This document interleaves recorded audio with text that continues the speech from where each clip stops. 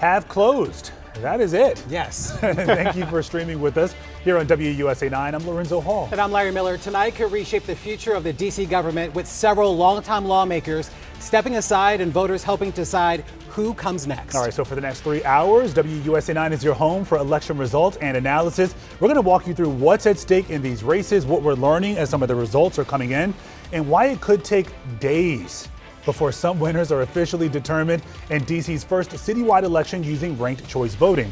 So we have team coverage tonight. Our crews are spread across D.C. with the front runners in the races for mayor and D.C. delegate. We'll be checking in with teams Janice Lewis-George, Kenya McDuffie, Robert White, and Brooke Pinto. We're also talking with leaders at the D.C. Board of Elections as ballots are counted and results begin to take shape. And we have some special guests in our studio tonight helping us break down the issues driving voters to the polls. Dr. Ravi Perry, a professor of political science at Howard University, is joining us tonight. Good to see you as always. Great to be here. And we are also joined by Linda Kenyon. She is a former CBS News correspondent who has been tracking all of the races. It's good to see you as well, Linda. Okay. Of course, our special election coverage begins right now. Yeah, so we got to start with the seats that are up for grabs. Yes, the biggest race tonight is arguably the race for D.C. Mayor. Mayor Muriel Bowser is not running for another term after more than 11 years in office. And D.C. Delegate Eleanor Holmes Norton is ending her career after 35 years on Capitol Hill. All right, so there's also major turnover on the D.C. Council. At-large council member Anita Bonds and Ward 1 council member Brianna Doe, they're not running again. And Kenya McDuffie gave up his at-large council seat to run for mayor. So that means there's also a special election tonight to choose the person to serve the rest of his term. So not only are several key positions on the ballot, this is the first time voters in D.C. are using ranked choice voting to make their selections. Yeah, we've seen a lot of confusion about how this style of voting works, especially when the results roll in. Anna Yu walking us through how it all works. Instead of choosing just one candidate, voters rank them in order: first choice, second choice, third, and so on.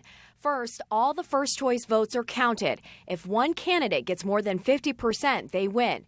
If no one reaches 50%, the candidate with the fewest votes is eliminated. Those voters' ballots are then reassigned to their next choice. This process repeats, eliminating the lowest candidate and redistributing votes until someone crosses that 50% mark.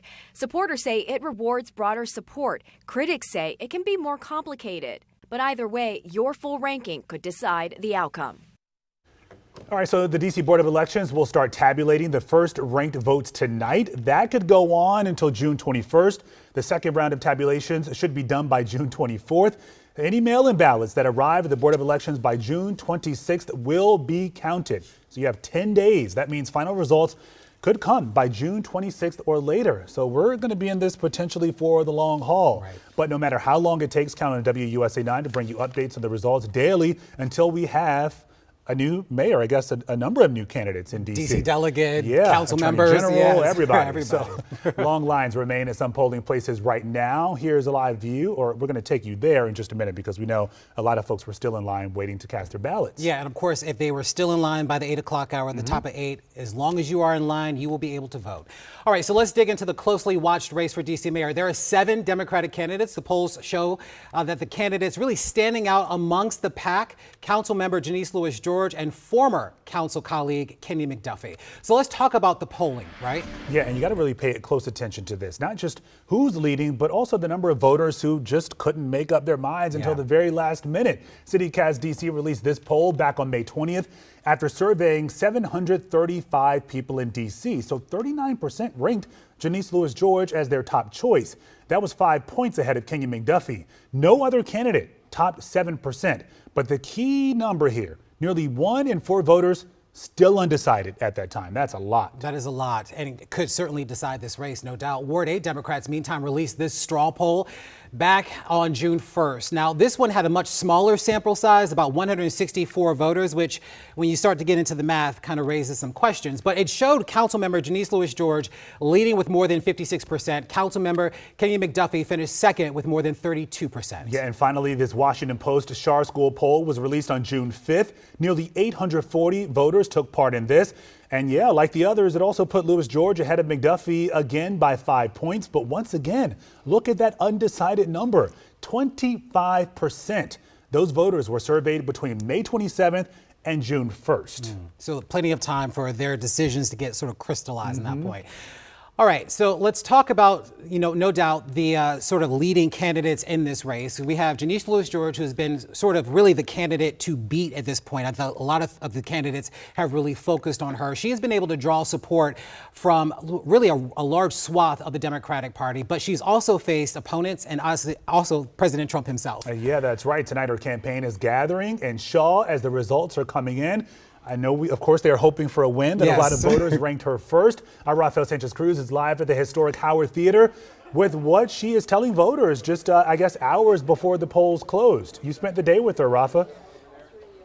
Yeah, that's right, Lorenzo, Larry. We're at the historic Howard Theater, and as you can see right behind me, preparations are still underway to get the stage ready. So here's how the program will run today. We are told that speakers will start taking the stage at around 9:30. We're going to hear from a series of supporters of Janice Louis-George. That includes union leaders, her former boss, Karl Racine, who is a former Attorney General of D.C., who actually just walked in the door a couple minutes ago.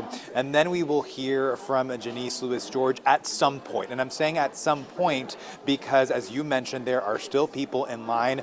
And I'm being told by her campaign that they are actually transporting some people to different voting centers where the lines are actually shorter to make sure that people can cast their votes and make it to the party here at Howard Theater. And look, let's be honest, it's been a contentious election cycle here in the district. There's been a lot of mudslinging, and it's been a difficult 5 days for the campaign of Janice Louis-George. We heard just 5 days ago President Donald Trump threatening to take over the district if Janice Louis-George were elected to be D.C.'s next mayor. This, of course, because she's a Democratic socialist. And last Friday, D.C.'s Office of Campaign Finance accused Louis-George and her campaign of improperly coordinating with labor unions and a super PAC who contributed more than $1 million to her candidacy. Now, this investigation resulted in a $16,000 fine, which her team is appealing. We caught up with Louis-George today, who says DC voters see right through this investigation, that she's calling politically motivated. I asked her if she thinks being a Democratic socialist helped or hindered her campaign. This is what she had to say. To me, it is not controversial, nor is it radical to believe that we can have affordable childcare and utilities and housing in this city. And it's not radical to believe that basic government services should work for anyone, no matter what ward they live here in this city. And I think that's been clear, and that's resonated with so many voters in this city. They don't care about labels. They care about, do you care about me, and does your politics include me? And it's been abundantly clear that people feel included within my campaign. Now, let's talk about what's happening at these voting centers. There is a concern that there is a low voter turnout. Multiple people reaching out and kind of saying that they're monitoring the situation. I can tell you that it's been very contentious even among the polling centers. People being really divided. There's been a little bit of digs being thrown out as voters are heading in to cast their votes. And I asked Louis-George about this. What are you going to do if elected the next mayor of D.C. to really feel the embrace and welcome of those voters who did not support you? Perhaps it was Kenyon McDuffie or any of the other candidates on the ballot. And she was telling me, look, I am going to be a mayor for all DC residents. She also says there's some things that are just common sense that everyone can agree on, like restoring and making sure, restoring the services that are offered here in the district, but also just making sure that the local DC government works. She says this is not controversial. This is something that everyone can agree on. So that is her message tonight. Again, we had a long and extensive conversation. At some point, it also turned personal, where she's sharing how she feels. She told me that she feels she's DC's dream. We'll hear more about that coming up and hear from some of her supporters who are joining here tonight at Howard Theater, which will be a long night, as we've mentioned time and time again. Likely we won't have final results, but regardless, people here are going to celebrate her campaign, and she herself says that she's looking forward for some time to relax, but also get back to her job as Ward 4 council member, which she's continued throughout this entire campaign. Larry, Lorenzo? Yeah, Rafa, before we talk about some of the issues here, can you give us some idea of what we're expecting to happen where you are tonight? Because this looks like a typical election night. A winner is declared later on. But again, we're using ranked choice voting here. So more than likely, consider looking at the polling and whatnot, who knows if she'll reach that 50-point threshold, 50.1, to get her over that 50% line to be declared the winner here. So what are we expecting to hear?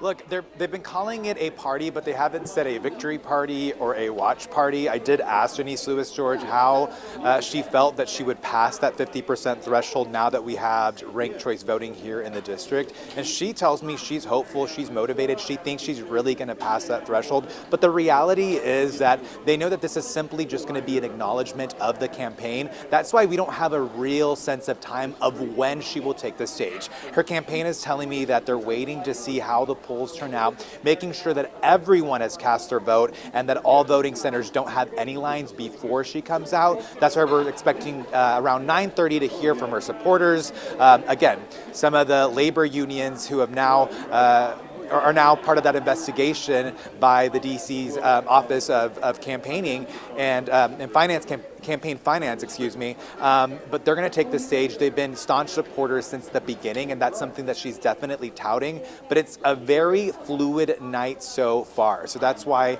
we were expecting things to kick off immediately at 8 p.m. But again, things are getting pushed back, especially after we saw that after dinner rush to voting centers. I can tell you, look, we've been out here since around 4 o'clock in Shaw, and we were seeing we didn't see any lines really, but then really when work started getting out, we saw people rushing in, some people having their mail-in ballots, and they were just dropping them off. So that's why we're seeing kind of a different situation, and people are saying, look, this is a new reality of DC elections. So tonight will really play out how November will turn out and how future elections will play out, and perhaps we'll see these types of events later on when they think that they're getting closer to having those final results. So that's kind of what we're looking at. 9:30 for speakers, 10:30 potentially, and again, that's only if they feel confident with the polling, and they're really trying to drill down what messaging Janice Lewis-George is going to deliver tonight. Maybe it's waiting. She did say, I did ask her, what do you tell your voters and supporters if this turns out to be several days of not having any final results? And she said, look, patience and just focus on our mission. And also, she's saying she's going to take the time to really build out an entire team in the next 6 months if she is victorious and becomes a Democratic nominee as mayor here in D.C. Rafael, before we let you go, a couple of things that you mentioned that I think it warrants us to sort of dissect a little bit. Low voter turnout, that campaign finance violation, and the threat from President Trump. All of these variables together could signal to the campaign, at least from us watching here back at the studio, that potentially they're nervous about what the results will be. Have you gotten any sort of sense, based on your conversations with the campaign, even voters that are there with you, that they are nervous about what the outcome will be tonight? Yeah, look, I've been speaking to people at the Wilson Building who are closely monitoring the situation. And look, ranked choice voting, again, was something that DC voters approved twice. And the real appeal to it was actually making sure that everyone was being reached out, right? That these candidates weren't just winning with a small majority, but the concern now is that perhaps these issues, as you just mentioned, have turned off some voters, right? I can tell you, when you're talking about that, the campaign violations that were ruled last week, a lot of people say that's not on their mind. Even McDuffie supporters are like, no. I think that most people are making a decision today, having a very clear difference between the two leading candidates, Kenyon McDuffie and Janice Lewis-George. But there is that concern that, again, we're going to see a small margin potentially defining who the winner is for not only the mayoral race, but all the races altogether. Teams of some of the staffers for the council members who work at the Wilson Building have been reaching out. They don't have any candidates in these races, but they're saying, I am saddened to see this low turnout. We're just kind of observing how things are. And they're definitely concerned that, again, we're going to see a very low participation. Those people that are showing up, look, sometimes it's really hard to get people's opinions about how they feel about a topic like politics, but not this time around. People feel really passionate about their candidate. They feel really passionate about what direction they want the district to go. And I think the messaging of who each candidate is has been very clear. Despite us hearing very similar messaging today from both Janice Louis-George and Kenya McDuffie saying that they're fighting for an inclusive DC, an affordable DC, for a mayor that really stands up to President Donald Trump. These are messages that both delivered, but the candidate messaging is really resonating, right? I've even heard from those people that are supporting Rini and are saying, look, she's the person that's really going to streamline services here in the district. So I don't think there's any doubt that people really got a clear idea of who their candidates are. But unfortunately, I am wondering if there will be some kind of polling afterwards, whether this was actually, whether these topics that we mentioned have actually turned off some voters. Yeah, and we look at that number of people from the Washington Post poll and CityCast. We talk about roughly a quarter of people who are undecided. I imagine if you are in that camp, you aren't really that enthused to be heading out to vote for a particular candidate, considering how close those polls were to Election Day. And you know, Rafa, you mentioned a moment ago, talking about Janice Louis-George and the message that she will try to drive home tonight. Hopefully she will emphasize this ranked choice voting, not only the process that people had to utilize to vote, but also how these votes are going to be counted. Because again, people expect to know, you know, who will lead their city, either tonight or at the very latest tomorrow. But because of this process we were mentioning, we could find out next week. And we know as this goes on and on that there is a bit of skepticism. What are we going to say, Rafa? Definitely, that's exactly what I was going to say. There's definite skepticism, and there are those, as we heard from when early voting started, that said, look, I only voted for one person because that's how I'm used to voting. I have heard from people from all ages. At first it was, perhaps people that are just used to traditional voting saying, look, I don't like ranked choice voting. But now I heard people from all ages saying it was confusing despite the help that we were getting from some of the people working for the Board of Elections who were kind of walking people through the process to make sure that they didn't skip one of the ranked choice options and that their ballot was actually able to be tabulated. So there's definite some skepticism, and waiting this long and dragging out this process with an already long election season is definitely going to be something that we need to keep an eye on. I will say that most people, when I was saying, are you participating in any kind of celebration, any event? And they're like, why? Why if we're not going to have any results? So that's definitely, I think, the pending question here.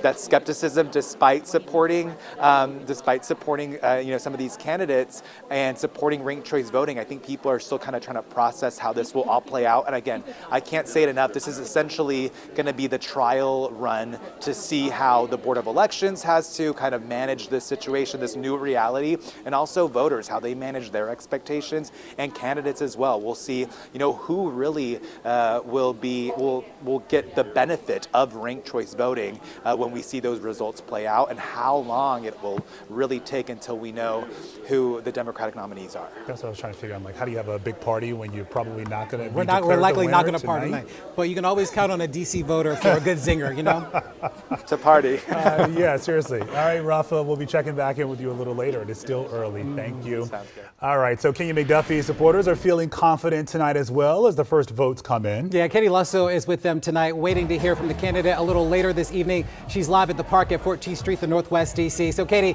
what are you hearing from McDuffie supporters tonight? Do they feel a level of optimism, confident that their candidate will potentially come out on top? Well, I can tell you this room is starting to fill up with people, and they just pumped up the music really in the last 10 minutes. So we've been hearing that music coming over the speakers, people starting to file in and get ready to hear from him himself. Now, I just got an update from his campaign team that he is expected, and Kenya McDuffie is expected to arrive here right around 8:30. But you mentioned how he was a little bit behind in the polling, and I want to mention that we talked to him about that earlier today, and he said he has always been counted out, but he has always defied the odds when it came to that. So he is feeling confident. That's when I spoke with him around 3 o'clock this afternoon, and he said he's going with this confidence because he feels he is the most experienced person here. He has 13 and a half years on the city council under his belt. He spent 3 of those years as the at-large council member, 10 years as the Ward 5 council member. So he says he is the guy for the job here. He also has a history with the legal system. You know, he was a prosecutor, a criminal prosecutor. He was also a civil rights attorney who worked under the Obama administration. So he says he has some pretty strong priorities here, and a lot of that comes from his skill and background. His priorities being safety, affordability for the DC residents, and he is willing, he says, to fight against President Trump as well as Republicans on the Hill for DC and the people who live here. Now, we spoke with him as he voted this morning. We caught up with him as he greeted voters outside of the Chevy Chase Community Center late this afternoon. It's one of the several stops that he made throughout the day today, just really trying to connect with voters before they headed to the polls, even though we do know a lot of people headed out early. We also spoke with him as he himself voted this morning at Turkey Thicket Rec Center alongside his wife and 2 daughters. He joked that at least he got 3 guaranteed votes out of that. Now, jokes aside, he said he is prepared to lead on day one, prepared to manage the $21 billion budget and deliver the core services needed by DC residents efficiently.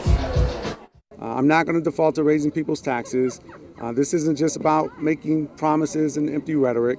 I've delivered for 13 and a half years as a council member transformational laws and policies, making this city more affordable and really focusing on people's safety. Now, you've heard him talking pretty consistently about how he is ready to lead on day one. So I asked him, what does that mean? What does day one look like for you? And he said, if he wins tonight, tomorrow he will get to work trying to figure out who he will put in as the police chief. He says public safety is a big priority for him. And with the police department, he wants to prioritize making sure that officers have accountability, that there is transparency within the Metropolitan Police Department. And he talked a lot about how he wants that from the chief of police, but he also wants that from the officers within the department. He says he wants them to be hitting the streets. He wants a push on community policing. He wants these officers to get out there in the community, to walk the streets, know the people who live there, whether it's the seniors or the young people. But he says that is one of his big priorities. So, you know, we'll just have to wait and see. But again, his day one goal is right there for you. Before we can get to a day one, we got to talk about tonight, Katie. So do we have any idea of what McDuffie's message will be to some of his supporters who are gathering? Yeah, I think he's going to really hone in on that. He's the guy that has the experience and he wants to lead. You know, his messaging has been consistent. Every time we hear from him, it's those same really 3 things: that safety is a priority, affordability, and of course that fight for autonomy for DC residents. So I think we'll continue to hear that same messaging. It hasn't really changed from when we heard from him when he first announced to really even this afternoon. Katie Lusso reporting live for us. Katie, thank you so much. Ready to party there, huh? Yeah. Music already going. I almost hit a 2-step a couple minutes ago. It is early. All right. So election officials say early votes and mail-in ballots processed before today were expected to be released first. Ballots cast today still have to be counted tonight. And because, again, this is DC's first election using ranked choice voting, some results may continue to develop or come in the days ahead. The Board of Elections also has until June 26 to count all mail-in ballots as long as they were postmarked by today. So while some races may be called or a little bit clearer tonight, others could take a little bit more time to project a winner when it is finally announced. Let's go to John Duran. He is live at the D.C. Board of Elections for us this evening. John, now that the polls are closed, what do we know about the results as they're starting to trickle in? Yeah, well, Larry, we're not going to get those first results until the last person in line is able to cast their vote at an in-person polling place tonight. I'm again with Gary Thompson. There's still work being done here. That what is going on right now and what will continue on throughout the night? Well, we've had an excellent day. A lot of people have come out to vote. There's obviously a lot of interest in this election, and as you just mentioned, there are still lines. 8 p.m. has passed, but if you've been in line at 8 p.m., you get to go all the way through and vote. So it might take, probably will take beyond 9 p.m. until those lines have been taken care of, and then we'll release the first results, which will be the results from early voting and the mailed ballots that have been processed and counted before today. So what you're seeing here are thousands of ballots that have been received today, in many cases dropped off in person at our vote centers. So, we're talking probably more than 20,000 ballots that have yet to be processed here by these excellent election workers. And that's a variable you were talking about, right? Because Yeah. you don't know quite yet how many ballots were dropped off today. That could carry things into maybe tomorrow or the next day. Correct. And also bear in mind that everybody that voted today live, those votes are going to be received and uploaded, later this evening. We're going to be here until late tonight making sure those get uploaded. So late tonight, we'll be sure and release everything that we possibly can, which will be all the early votes, all of the mailed and dropped off ballots that we processed before today, hopefully most of the live results from today. That's going to be a pretty significant, sample of our votes. So, but it's still obviously going to take more than a few more days for everybody to process everything that's being received. And we're going to wait until the weekend before we run the first ranked choice voting tabulation. Since we are standing by as work is getting done, what is the process once a ballot makes its way here? Yeah. Where does it go? How does it get counted? Yeah, so we're talking about physical ballots that people have received in the mail, and they filled them out. They filled in the bubbles, and they've either put them in the post office or they've dropped them in one of our boxes. So every day we're receiving now thousands of these things, a lot today. As I mentioned, probably more than 20,000. So they come in here. The first thing they do is they get stamped to verify that they've been received. Then they get run through a machine to verify from the barcode that they're received as of a certain time. So you can actually go online and check the status of your ballot if you've mailed it in, and it will tell you ballot received. Then after that, they're opened, and then they're flattened, and then they're brought over here, and they're ready to be fed into the machine that actually does the tabulating. So it reads the votes that have been bubbled in, and then that goes into the digital process that gets uploaded into everything else. So if you voted digitally early or today, it gets combined with that, and will become aggregate data at that point. I know you've stopped by many polling places today. Yeah. We're looking at a lot of ballots in this room. I don't know if it's any indication, or you could say, how was the turnout today? How did things go? How pleased were you with people out voting in D.C. today? It was great. I've been to maybe 50 of the 75 vote centers. It's been a busy day. Early voting, I went to a lot of the centers. It's really excellent turnout. I would say it's higher than 2 years ago. It just feels like a lot more people are out here voting, especially the latter half of today. Lines started to form at various vote centers. With 75 vote centers, lines aren't too long at most of them. There's a couple that always get a lot of turnout, like Turkey Thicket, Martin Luther King Library, Chevy Chase, Georgetown. There's a couple spots where, we've got a lot of a good turnout. And, the happy, point to make there is that we've got excellent turnout. That's what we want to see. Obviously, these candidates have a lot of people interested in voting. Yeah, excellent. Thank you so much. Gary Thompson, DC Board of Elections tonight. We're going to stay here as the results and, the information rolls in tonight. Larry Lorenzo will be here. All right. Just to reiterate really quickly, so we have early in-person votes being tabulated tonight. We have the drop boxes, everything that was dropped off before today, and also the results from today. So that is a significant number of votes that we should be calculating. That should give us a taste of where voters are standing right now. Okay. Thank those election workers as well. Absolutely. Tough job. John Duran, thank you so much. Doing a great job. Yeah, absolutely. All right, so let's get to our panel. Joining us again, Robbie Perry, professor at Howard University, political science professor, as well as CBS News correspondent, former CBS News correspondent, Lyndon Kenyon, joining us this evening.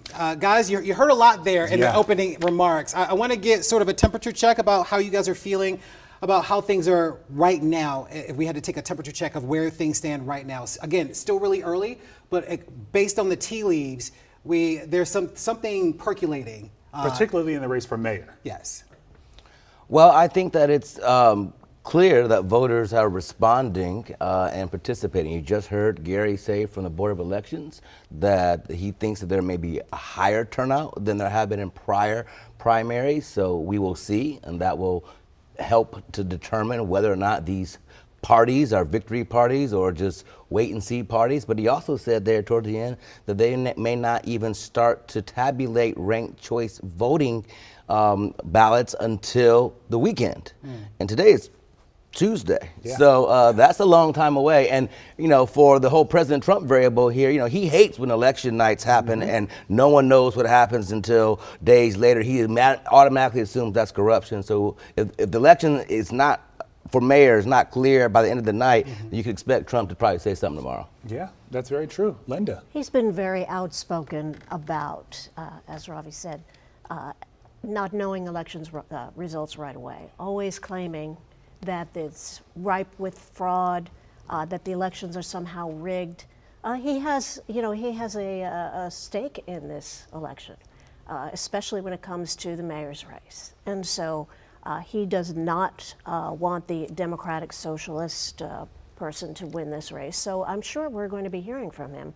He's always outspoken. He's overseas right now, but that has never stopped him in any way, shape, or form from using his social media platform to speak all hours of the day and night. And he is very well invested in what happens in D.C., right down from the use of federal troops, immigration crackdowns, his threat to federalize the entire district, all of these things. And of course, his beautification campaign, the extension of the use of National Guard troops. D.C. is very, very important to him.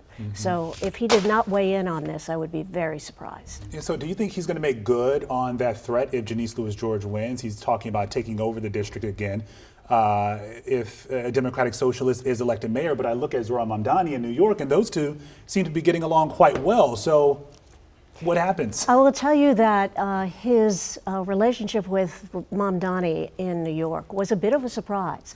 He was very outspoken against Mamdani when he was running. But when he came to the Oval Office, it seems that Mamdani kind of charmed him, and he suddenly liked him very much. He still seems to like him very much. So when it comes to his views about Janice, it's another issue where he may be putting out the feelers, the concerns about a Democratic Socialist.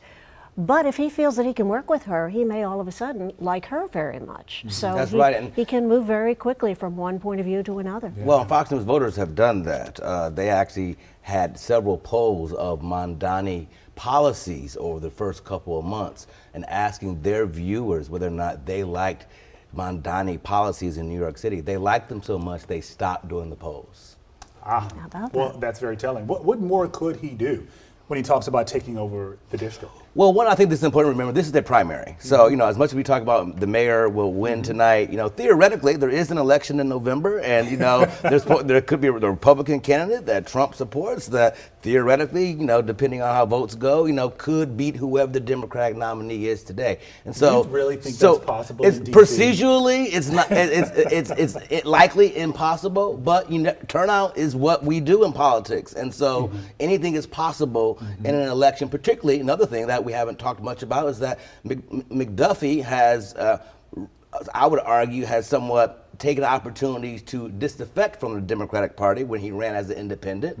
He has been accused of, taking money from Republicans, depending on which news source you look at. And it's theoretically possible that, in some cases that he could either find a way to dovetail his voters, if he were to lose tonight, toward a Republican candidate, or some of the money he received from Republicans toward the Republican candidate, or it's possible for some that a independent third party result could happen between now and November. Is any of that likely, as you indicated, Lorenzo? Absolutely not. But it is possible in the world of politics, and this is D.C., so anything can happen. Yeah, McDuffie has certainly cast himself as sort of a healthy alternative to Janice Louis-George, and that he's been much more pragmatic, much more moderate than George has been in terms of her policies and the way in which she envisions this next era of D.C.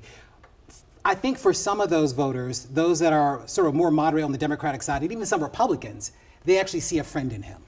And I think that is common in Washington, D.C. politics. When I've run for office myself in D.C., I've labeled myself as a pragmatic progressive, for example, and everyone questions what that means. Pragmatism in D.C. ultimately means that you are a moderate. You may have left-wing and right-wing tendencies depending on the issue, but you are, quote-unquote, a member of the Democratic Party. We're talking about a Democratic primary mayoral election today.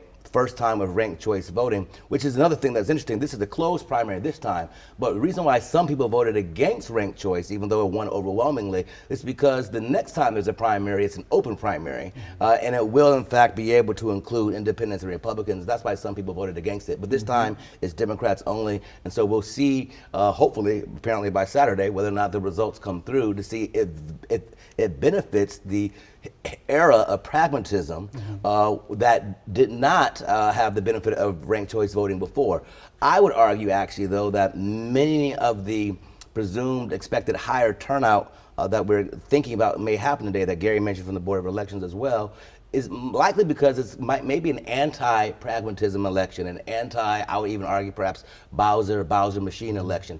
People that I know and who have lived in D.C. a long time and who have been there more recently in the last decade or so, people like me, have noticed that pragmatism doesn't always mean you get results at the right time. We have a 911 office where people are going on hold, calling 911. We have 311 calls. I'm an ANC commissioner where it takes weeks, years, sometimes 5 years to get a 311 request actually executed. That's not pragmatism. That's extremely slow, and a lot of voters find that alternative in Janice Lewis-George. Well, Dr. Perry, I mean, you talked about ranked choice voting, and judging what we're hearing from our reporters there at these campaign locations, that there is some real concern about what implications that ranked choice voting will have on the results. It seems, for what we've heard from the ground, people are confused. Yes. They are concerned, and they are concerned about whether or not their vote is going to count the way that they want it to, and they feel that ranked choice voting essentially hasn't been explained well enough for them to probably make the best decision on Election Day. I would agree with that. I mean, and it's not really the Board of Elections' fault, for the record, the way these things work. There are private groups that are also going. I have many students who work for nonprofits that have been going around the district for months trying to help people understand this. So it's an all hands on deck effort. Now we know that it's here. We all have to do a better job of educating people for it. The reality is ranked choice voting gives you more options to choose for one candidate. And in the event that you want have a first choice, but you really wouldn't mind someone else or really wouldn't mind a third person, you have those options. But anytime you add anyone other than the first choice, you essentially dilute the first choice vote that you offered initially. And for elderly voters, this can be very confusing. For those voters that are challenged in other ways in terms of disabilities, or voters who don't necessarily like screens versus handwritten bubbles, this could make it all very confusing for them. And so because most voters are over the age of 50, particularly in primaries, you find that you might find a unique result this election than we've had in the past. And this is the first time I know in 13 years, 11 years we've had not a sitting mayor in the election, but it's also been 20 years or so since we've not had any incumbent. And so it's for new voters, and DC is not the same DC it was 20 years ago. And so this ranked choice option, I think it will be great for younger voters. I think it's going to be, hopefully we will see an infusion and new younger voters, college students who have lived here and stayed here. But and it's the older voters that actually head to the polls. The older voters head to the polls, and that's going to be the concern for the base of the Democratic Party that's going out and voting today. What do you both make of Mayor Bowser not endorsing a candidate in this race? I know she said, "Oh, I'm stepping away from politics. I didn't want to get wade in these waters." But I look at a person who has been in a role for more than a decade, who has led this city through a lot of tough times, and I imagine some of her supporters, voters in D.C. who might be confused and worried about the future, may want to get some reassurance. Who do you think is best to lead this city? So not hearing that from the mayor, what does that say? How do you think this impacted? Actually, we have the sound from her right now. Let's listen into that. You said if you like Kenyon McDuffie, who was running for mayor last year, if you like how you've been mayor, you would love Kenyon McDuffie, who is running for mayor now. Is that still true? Well, I don't know if I said that exactly. You winked, I believe, as well. That was the quote, I think, no? Was it wrong? I don't think so. Do you support him for mayor? I support Kenyon McDuffie, and I have always supported Kenyon McDuffie. And I think that I'm not endorsing or making any endorsements to mayor because I'm stepping off the political stage. I'm not endorsing, but Yeah. Technically, You know. technically there's a difference between support and an endorsement. But then if you're a voter and you support Kenya McDuffie and you hear that and you're wondering, okay, should I not support him? Because why aren't you, as excited about this candidate as perhaps I might be? It's like she doesn't really want to put her thumb on the scale, but she kind of does. She's sort of playing both sides of the fence here. And that mixed message might be very confusing to a lot of voters. And to get back to what we were saying earlier, some of the things that I think might be very confusing to voters is the people who are showing up at the polls are getting some assistance on this ranked choice voting. People are there to explain it to them. But those who decided to go and use the mail-in ballots, they didn't necessarily have that kind of instruction. And so now they may be going, did I do that right? Or, I didn't like that at all, or I love that. But either way, they're not really getting the kind of instruction that they would have gotten if they had done in-person voting, and that's going to raise a lot of questions. This is kind of a test case. They've never done ranked choice voting before. So will it continue? For a test case, right? Yeah, and a primary with so many people in the races right now. It's risky. It's bold. But for the mayor's announcement to be wishy-washy is quite concerning. One, she's the longest serving black woman mayor of a major city in the entire country, and she's proud of that. We all should be proud of that as residents in the city and accepting and fully and representing women in higher office. She has her own Ward 4 former seat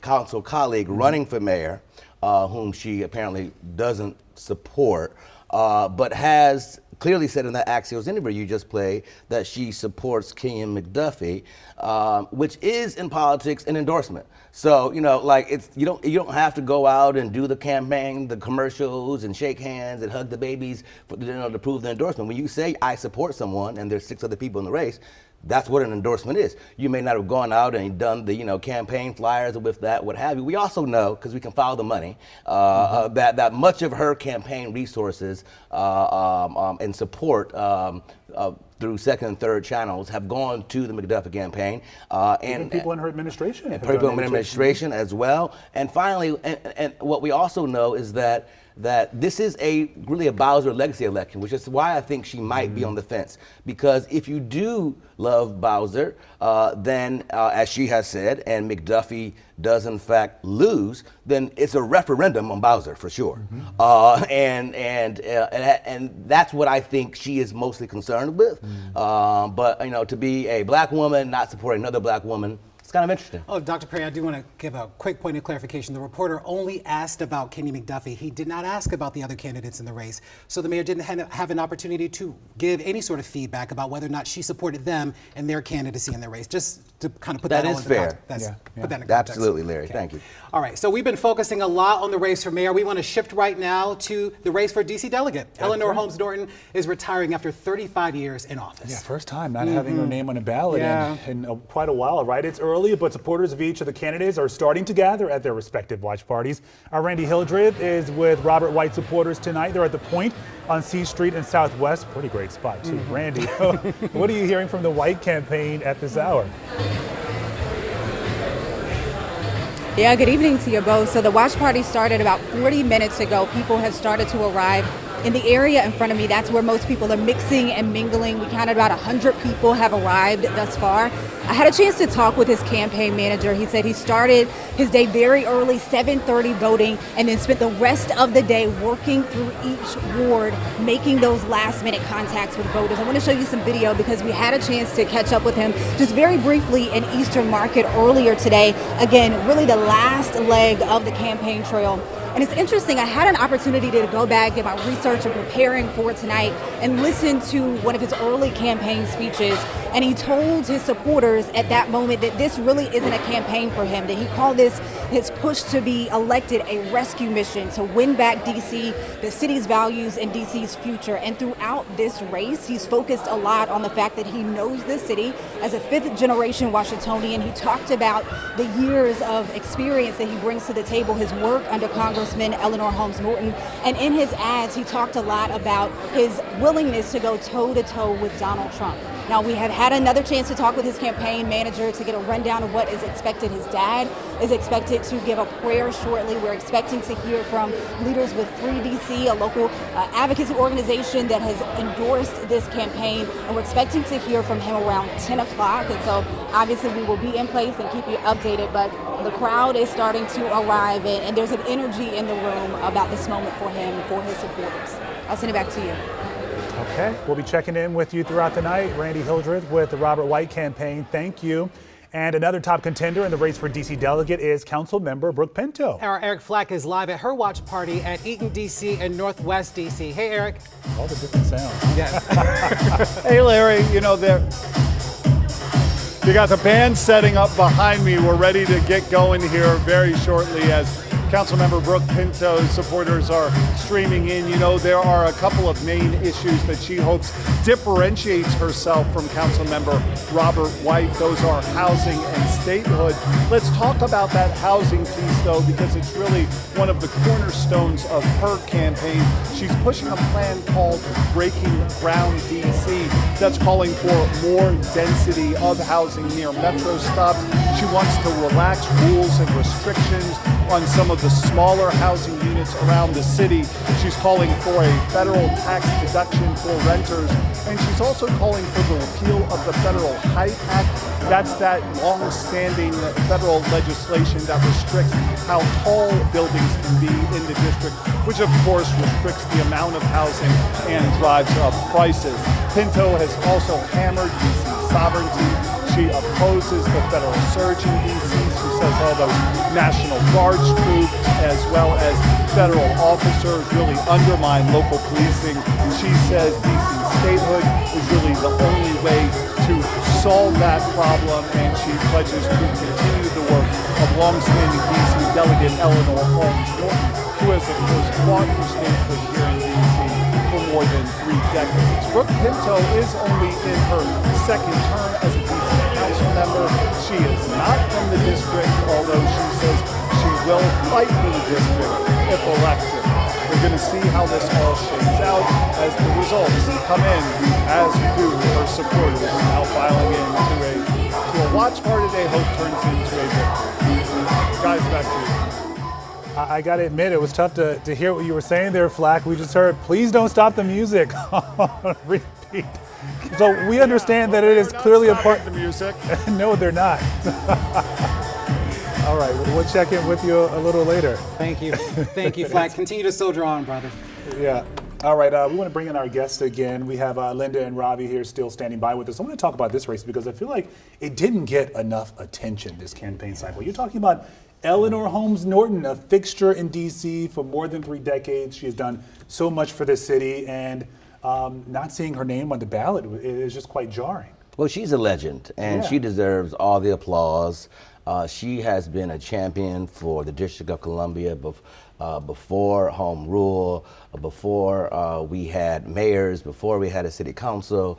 She was there in the forefront. She was, of course, appointed initially in the Carter administration. She's worked with the EEOC. She has been a legend. She deserves her flowers. They should be fresh and plentiful every day. But it is good that she has chosen finally, although it was late in this cycle, to step aside. She was forced. She was encouraged to she was forced to step down. Strongly encouraged. Strongly forced to step down. And it's good. It's good timing. Although to be fair to her, there are several people in Congress who are far older than she is, but she has lost a step or two as it relates to the vigor that we are familiar with, and that's to no fault of her own, other than that one day we all gonna get there and get to the point of aging, and we should allow that to be a graceful bow out for her. But she deserves all the applause. The reason why we almost got to statehood and got the second time that the Congress ever, the House of Representatives ever even supported it and voted for it is because of Eleanor Holmes Norton. And so this delegate position is central to any DC voter that cares about DC, that wants DC to become a state. Just like Northern Mariana Islands and Guam and Northern Virgin Islands and Puerto Rico, we are not a state. We have a delegate, not a Congress member, which means that they can sit on certain committees by grace of the chair, but even then, they may get voiced, but they don't get a vote. That means that none of us here who live in D.C. are actually represented, and the campaign between Pinto and White make it clear that that is still the number one issue for this delegate race. And Pinto wants to push affordable housing, and it sounds as though White wants to continue the effort as a former member of Eleanor Holmes Norton's office to push the fight for statehood here in Washington, D.C. We got closer than ever because of Eleanor Holmes Norton, and whoever wins tonight will win, obviously, in the November election, and we will hopefully have a new champion. We need a new champion because this is a fight that takes vigor. We will never become a state if we do not allow voters in other states to begin to care about Washington, D.C. It will require a vote of the United States Senate, whether you are liberal on this issue or conservative on this issue. I worked with D.C. Vote for many years as the former vice chair. This is a nonpartisan issue. If you care about representation and you care about rights in the Constitution, you should care about D.C. statehood. And I think because she really defined this role. I mean, we're talking about statehood, what she's been able to accomplish without having a vote. Talk about building relationships with the right people to get that through. Well, that's a really interesting point because Eleanor Holmes Norton is a fixture on Capitol Hill. I've covered Congress for almost as long as she's been on Capitol Hill. And it's hard to imagine Congress without her. Even though she doesn't have a vote, she has been a very influential member of Congress. One of the reasons that she has been so influential is because she has seniority, and that is everything in Congress. She has so much seniority that she serves on the House Oversight Committee, which oversees Washington, D.C. So losing that is going to be very, very interesting for the District of Columbia because nobody else is going to be able to just slide right into that committee. You can't just take her point and take her place automatically. Committee assignments are not up to your choice. They are assigned. So it's going to be a huge loss for DC. And it's going to be very hard for whoever replaces her to be able to fill her shoes and to be as influential in Congress, to build those relationships she has already built. Yeah. So what does that seat look like in the future? I mean, let's also be clear too, when Democrats had the House, the Senate, the presidency, they didn't pass statehood then. So when we talk about sort of bipartisanship, this is not something that is finding bipartisanship, this topic in particular. Republicans aren't supporting it, Democrats don't support it when they have the opportunity, and they haven't found much consensus with independents either. So it does warrant us to have a sort of a new strategy as trying to approach statehood. What does that look like? What does the next delegate need to do in order to make that happen?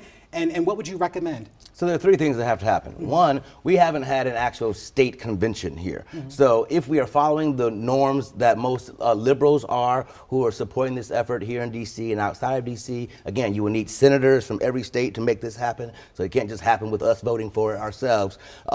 Everyone on the left side of the aisle agrees that we can be added as a state just like our last two states were added, Hawaii and Alaska, by a vote of Congress. If you're on that side and you agree with that, well, the history has been that every state prior to the vote in Congress had a state convention that then essentially passed the ballots over, and then they are rubber stamped, kind of like we do every election. What happened, horribly on January 6th, that was, taken advantage of. But that's a regular process. That's what's supposed to happen. We actually haven't had a state convention yet, and so the challenge has been that City Council has tried to claim that banner without really giving the opportunity for the residents to have that. I have argued, and so have colleagues of mine at Howard, Robinson Woodward Burns, the professor at Howard in political science as well, has written an op-ed about this in Washington Post, that we need to have that convention first so that we clear any hurdle of whatever may happen from whatever opposition that,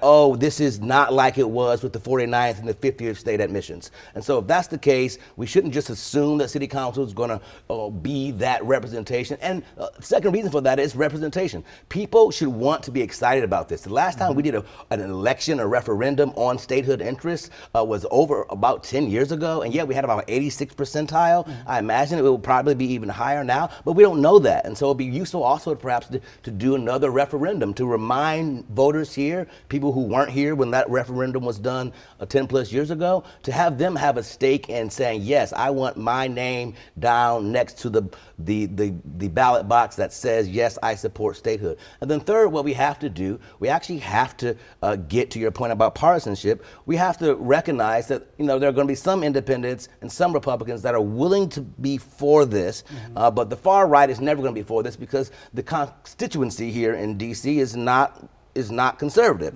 And so we might want to support a package deal, maybe DC and Puerto Rico at the same time, with a path forward for Guam and Northern Mariana Islands and Virgin Islands later down the line or something like that. But DC and Eleanor Holmes Norton has been, her office historically, unwilling to support that. And so a new delegate might be willing to say, hey, DC doesn't have to go first or only. We're willing to go along with another territory that Republicans may have more interest in because there may be a history of more conservative votes there. Being a little bit more pragmatic in that regard. So, Linda, you covered Capitol Hill a lot. So help us make sense of this effort recently by Republicans and President Trump to sort of meddle in the district's affairs.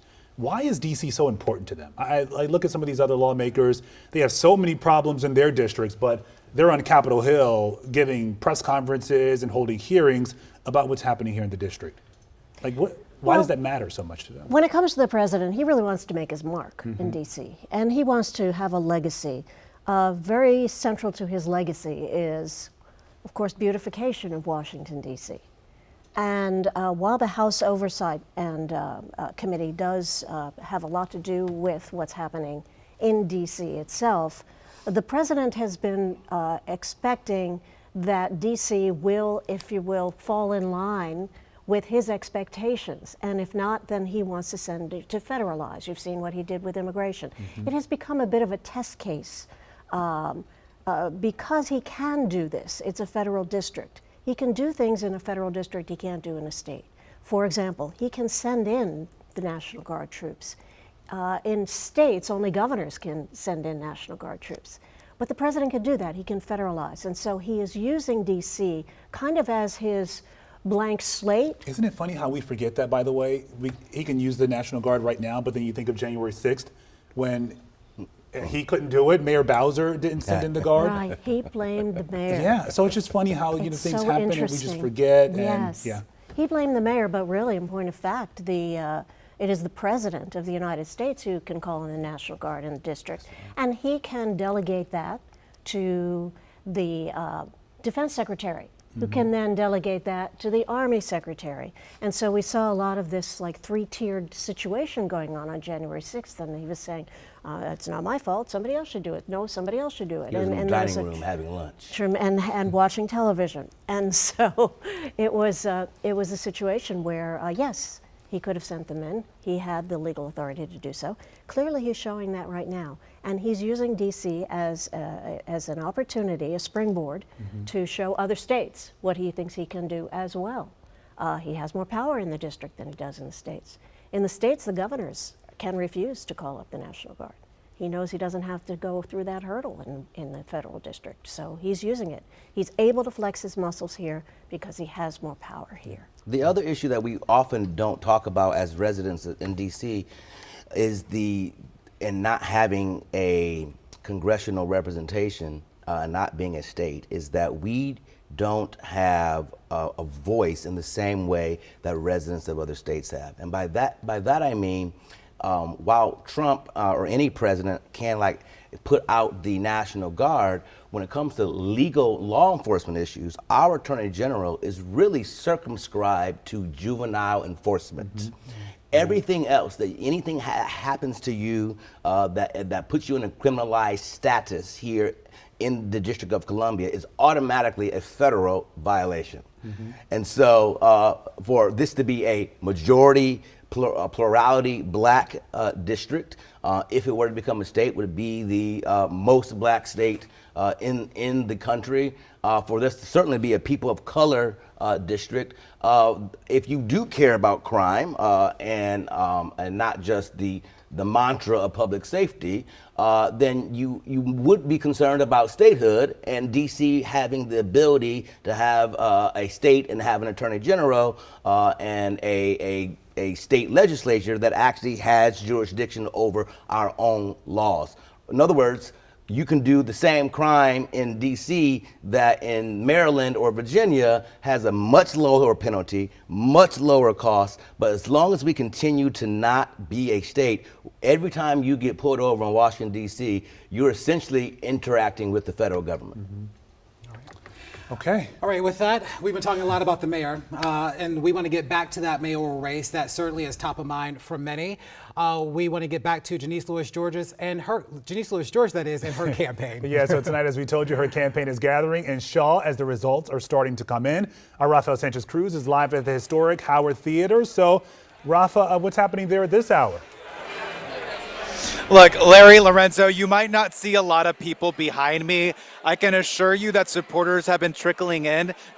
I'm staring at them. They're right in front of me. They're closer to the bar. Again, it's a party, regardless if we have the final results or not. People are here celebrating. And as I mentioned to you earlier, one of those supporters that made his way to Howard Theater tonight is former Attorney General Karl Racine. Now, you probably know Janice Louis-George used to work for Karl Racine's office as a prosecutor. Tonight, he has so many accolades for her, but I also asked her, as someone who's ran a campaign before, after such a contentious election cycle, how does one, if elected, really bring in all of DC residents together, especially now after we're hearing so much about the attacks coming from the White House and from Capitol Hill. Now, I will tell you, Karl Racine did endorse Janice Louis-George as he has for her council seats.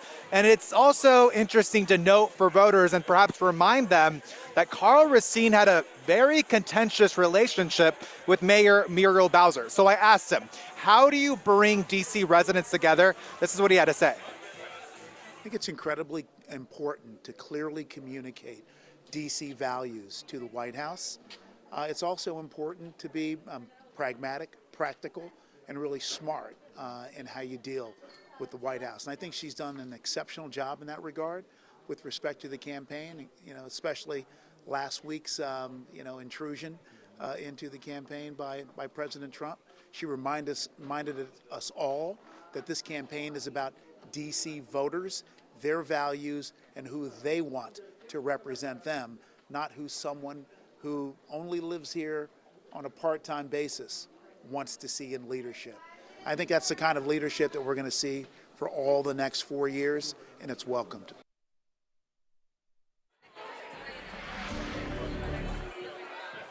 Now, I will tell you, Karl and I did have a conversation also about the impact of ranked choice voting. I heard from election officials saying that they do believe that turnout might be higher than past primaries. And I asked them, look, what do you make of this entire new process? And, one thing that he wanted to make clear and said, look, this is what DC voters wanted. But he said, perhaps we might have to look back and make modifications. Perhaps that's amendments. Perhaps that's just procedural changes that will have to be done, but we have to first be patient and see how things kind of play out. But he definitely said that he's heard a lot of the same things, a lot of confusion from some of the voters just saying, I simply want to stick to my one candidate. It's all part of the growing pains of adopting a new process of electing our next leaders here in the district. Let me tell you again, kind of the people that are here, the supporters, a lot of the labor union representatives are here. They are featured in the slideshow that's right above me. They're pointing at their photos. Just a lot of DC voters too that are, we're seeing the sea of purple trickling in. I've been chatting with supporters of Janice Louis-George, asking them what made the difference to really decide on her as a candidate. We had a large pool of candidates this time around for the Democratic Party. They tell tell me they're tired of the status quo. They want someone who's going to use the legal leverage that the district has to actually file lawsuits against the actions that the Trump administration is taking here in the district. And they're also telling me they're looking for fresh ideas. People just saying that they're simply tired of the way things are working now, and that's why they decided for Janice Louis-George. Like I told you earlier, I chatted with her earlier, and she says that by far what is the takeaway from this entire campaign is that she's been able to really resonate a message that she wants a district that's affordable, with affordable housing, with bills that are perhaps too high when it comes to utilities. They want someone that can drive those down, and also, again, someone who can stand up to the Trump administration as we hear more threats about attacking DC's autonomy, and also as we face a second federal surge less than a year after the first one here in DC. Lorenzo, Larry? Rafa, if you can, take us behind the curtain for a bit. You've covered Janice Louis-George's campaign extensively from the very beginning, Kenya McDuffie as well. Can you talk to us about their campaigns and their strategies? Because I noticed with Janice Louis-George in particular, she hit social media really hard and right away, and has been pretty consistent in that regard in trying to get her message across and also define herself for DC voters who are unfamiliar. Yeah, I mean, by far we saw very different campaigns coming out from Janice Louis-George and from Kenyon McDuffie. I think Janice Louis-George really did stick to social media, really kind of highlighted who she was as a candidate. But I also want to tell you that she told me today that what she thinks sets her apart from Kenyon McDuffie is that she's been knocking doors, whether it's her, whether it's her volunteers, whether it's her campaign. She said today is an example of that. She started showing up at voting centers across all 8 wards starting at 7 a.m. She says that for the last 7 months, she can't think of a day that she didn't have some type of event to reach out to DC voters. Now, I can tell you for the Kenyon McDuffie side, he's a little bit more traditional, and him as a council member, he didn't really like the cameras, the attention. That's just who he is, and people are realistic about the type of candidate that he is. But he's kind of maintained himself to more traditional style of media. We did see him call a last-minute press conference when we saw the fight breakout at the Chipotle and Navy Yard, a last-minute press conference. Within a minute, he took aim at his opponent, Janice Louis-George, blaming her for that violent action that happened inside of the Chipotle, essentially accusing her of being the person that was telling the DC Council to not pass emergency legislation to implement an extended youth curfew so that incidents like that didn't happen. But we've also seen, him not essentially getting in front of a camera. I am told that he is definitely meeting with a lot of people he has been meeting with a lot of people throughout this entire process. And I think that, again, we can't deny that they are very different candidates, and they've been very different council members. That's been my experience dealing with them at the Wilson Building. Kenyon is not the person that's going to go in front of the camera and tout everything that he's done. People call him a statesman. His own opponent has complimented and commended him for how he behaves himself. And I think that's really played out during this campaign as well, seeing very different things play out. But again, both celebrating tonight, both taking the opportunity to thank everyone that's gone out and knocked on doors and really got people to show up for them here at the voting centers. I can tell you that I was chatting with one of the volunteers earlier today, and I said, why? Why did you come out? Why did you spend so much time really voicing your support for Kenyon McDuffie? And he says, I respect him. I respect the work that he's done. And I know it's the one thing we don't want to talk about, but a lot of the people who supported Mayor Muriel Bowser are also supporting him, despite the mayor not giving her endorsement to Kenyon McDuffie, simply saying she likes him, she's always supported him, but not officially giving that endorsement that perhaps some of us were waiting for her to announce. I just knew that was going to come in at the last minute, The mayor was just going to try to put him over the edge, especially as we saw more and more of the polling with Kenyon trailing Janice Louis-George and also those unexpected, or those voters who were still undecided. Yeah. Raphael, thank you so much. You know, I think something we've got to kind of address this issue about sort of being tired of the status quo, because I think voters have talked about this a lot. The mayor, though, has talked consistently about sort of the delicate nature that the mayor's office has, having to, deal with the relationship with the White House and also deal with the relationship with the voters, right? That D.C. in its capacity now has limited and restricted rights, limited and restricted legal authority that make it difficult for them to advocate in the way that they want, right? Yeah. So it requires them to get different support from other states to help join in a coalition to sort of get things done here in Washington. But when voters talk about that they want something radically different, the mayor has been very clear that in order to achieve that, it will take more than just the mayor's office. It's going to take the country. Yeah, but I think that for some voters who may not be fully dialed in, they see some of these governors, lawmakers from other states, and how passionate they are and how forceful they are when they are countering President Trump.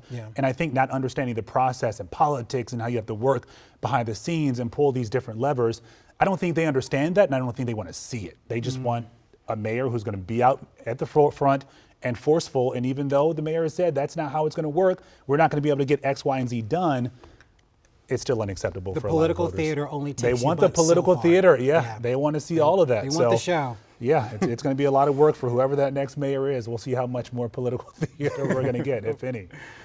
All right, so Kenya McDuffie, we know he just arrived at his campaign event at the park in Northwest D.C. Our Katie Lesso is there with the campaign tonight. Katie, we understand that he is either nearby or just made his way into the building. Yes, he is in the building. Kenya McDuffie is in the building. His family is here in the room, but he has not made his way into the room quite yet. We do know that he is going to be one of the 3 speakers tonight, so the program is expected to get started really any moment. And we're going to hear from 2 of his supporters, and then we will hear from him. So that should all be happening within the next 30 minutes or so. But you were talking a lot about the relationship between the mayor's office here in D.C. and the president. And I asked Kenya McDuffie today specifically how he will handle things, if he would handle things differently than Mayor Bowser has, and he didn't directly answer that question. He keeps, kind of saying what we've heard from some of the other candidates as well, that things need to be handled differently. He says you need to fight against not only the president, but the Republicans in Congress. He said he would be willing to work with the federal government as long as they have D.C. in mind and D.C. rights. But, what he has been pushing, and he says is the reason voters should have chosen him, is that he has 13 and a half years of experience on the D.C. Council. He was the at-large council member for about 3 years. He was the Ward 5 council member for 10 years. So he says he has the experience to lead from day one. We have seen him throughout the day. We talked a lot about Janice Louis-George out there today. He was out there as well. He said he was out there speaking with voters. He stopped by several campaign events. He also stopped by and cast his vote earlier this morning, I believe around 8 o'clock this morning. He was with his wife and his daughters, and he joked with the media who was there that at least he guaranteed himself 3 votes in that moment. So he did cast his vote. That was at the Turkey Thicket Rec Center. We then saw him later in the day greeting voters over at Chevy Chase, the community center there, and he was talking a lot about his priorities here. This is a man who, as I mentioned, he has a lot of experience on the D.C. Council, but he's also a former criminal prosecutor. He's a former civil rights attorney who worked in President Obama's Department of Justice, and he brought up today that he has experience not only fighting for justice, but also fighting for accountability. He said he has investigated prisons, he has investigated police departments, and one of his big key things that he wants to have is D.C. residents feeling safe. So he said his priorities will be public safety, affordability, things like making sure there is housing for people. And also he said he is pushing to make sure that DC's autonomy is #1 front and center and not being challenged. He said he is willing to go up against President Trump and the Republicans on the Hill. Now, he talked a lot, though, about how, we keep hearing that he is behind Janice Louis-George in the polling. And I asked him about that, and he said he's still confident. He feels like he has been counted out his entire life, and he says he has consistently defied the odds. Take a listen. Oh, I'm extraordinarily confident. You know why, Michael? Because I was behind in the polling in 2012 when I won a special election with about 12 people on the ballot. Nobody projected me to be the winner in that race. Ultimately, we came back and we won. I was behind in the polls in 2022, and people counted us out, and yet we won that citywide race. People have counted me out my entire life. I've always consistently defied the odds.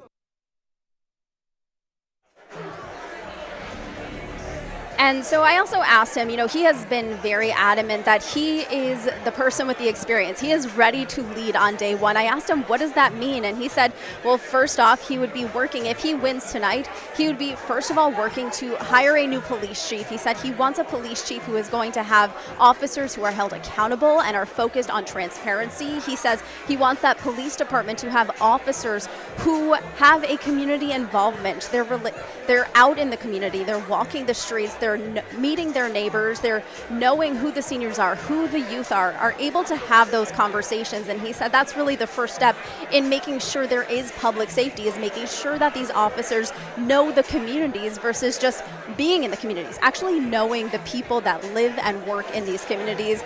Again, the programming is expected to start really at any moment now. We do know that Kenyon McDuffie is here in the building. We are going to hear from two of his supporters, and then we will hear from him directly. So it'll be interesting to see how he's feeling now that the polls have closed and what he will say to his supporters who are here in the room.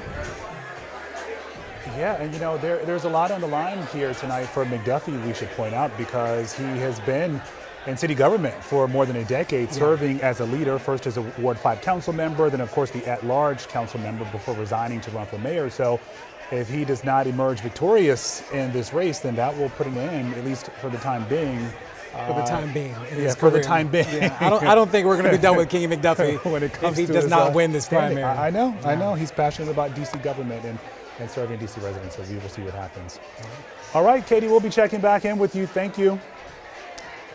All right, so it is 9:14. Yeah, we want to. The polls closed at 8. The polls closed at 8. We got an update from the D.C. Board of Elections that we should begin to see results coming in at about 9:30. So about 15 minutes from now, we should begin to see the first votes coming in into our studio. We know that our Matt Gregory is ready to get on TV and to give us an update about what's been going on, because he's at the big board now, really assessing sort of key districts, key races, and he'll be able to walk us through all of that, especially as those early votes begin to come in. And I think that will certainly give us a taste of sort of where the night will be heading and potentially where the next several days will be heading, as well as we wait for all the votes to be counted. Yeah, and we just heard moments ago from the D.C. Board of Elections that all the votes are in. All the people are done voting. Yeah. So that was a little after 9 o'clock tonight. So I wonder how long those lines were in some places if it took you an hour to sort of get through the voting. I mean, that is a good thing. That's a good thing, right? Yeah, in terms of people being involved in the process and actually going out to vote. So can't wait to see those numbers. Of course, such a dork. I know. But, you're not supposed to agree with me. You got your calculator ready?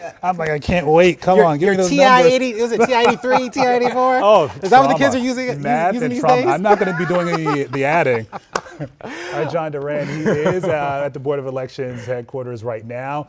John, so give us an update on what's happening tonight. A lot of folks are just waiting for those numbers, some of those early results. What are we seeing right now?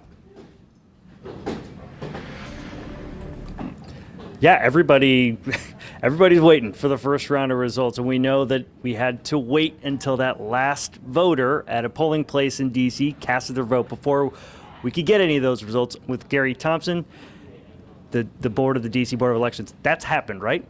I have not heard that. I don't have confirmation. There's been some lines out there, places like Turkey Thicket. We are waiting to find out if the last person has gone through and voted, because we obviously don't want to release results that could influence someone that's in line and may yet vote. But it's real close. It's very soon. The results are queued up, and the results that are in hand are queued up and are about ready to be released. And those would be the first ones we would see from mail-in before today. Correct. As well as early voters, right? Correct. That's what will come through first. Those will come soon. And you mentioned it earlier, last time we spoke. There were some long lines today. A good sign of turnout, some challenges. What would you say? It's a great sign. People should come out and vote. And we've got a very interesting race here in D.C. I've lived here almost 40 years. I mean, you can just tell people are engaged. They want to participate. And, people can wait until 6, 7 p.m. on the last day to vote. That's fine. It just left a couple lines to kind of finish up here at this point in the evening.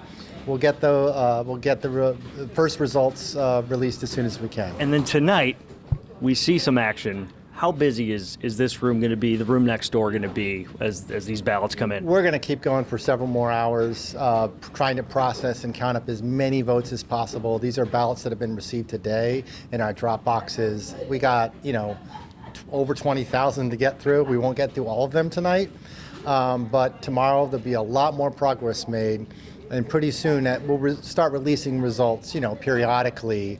It'll update and update and update. And we're talking about first round results. So the first round results that get released, I think, are going to provide significant clues about, who's in the lead in these various races. And you may see some races where somebody's ahead by 50%. And, that will be very, telling maybe to people who are observing. We are waiting for all those waves of results to come in. One thing maybe I'm surprising you with, but I heard you talk about it earlier.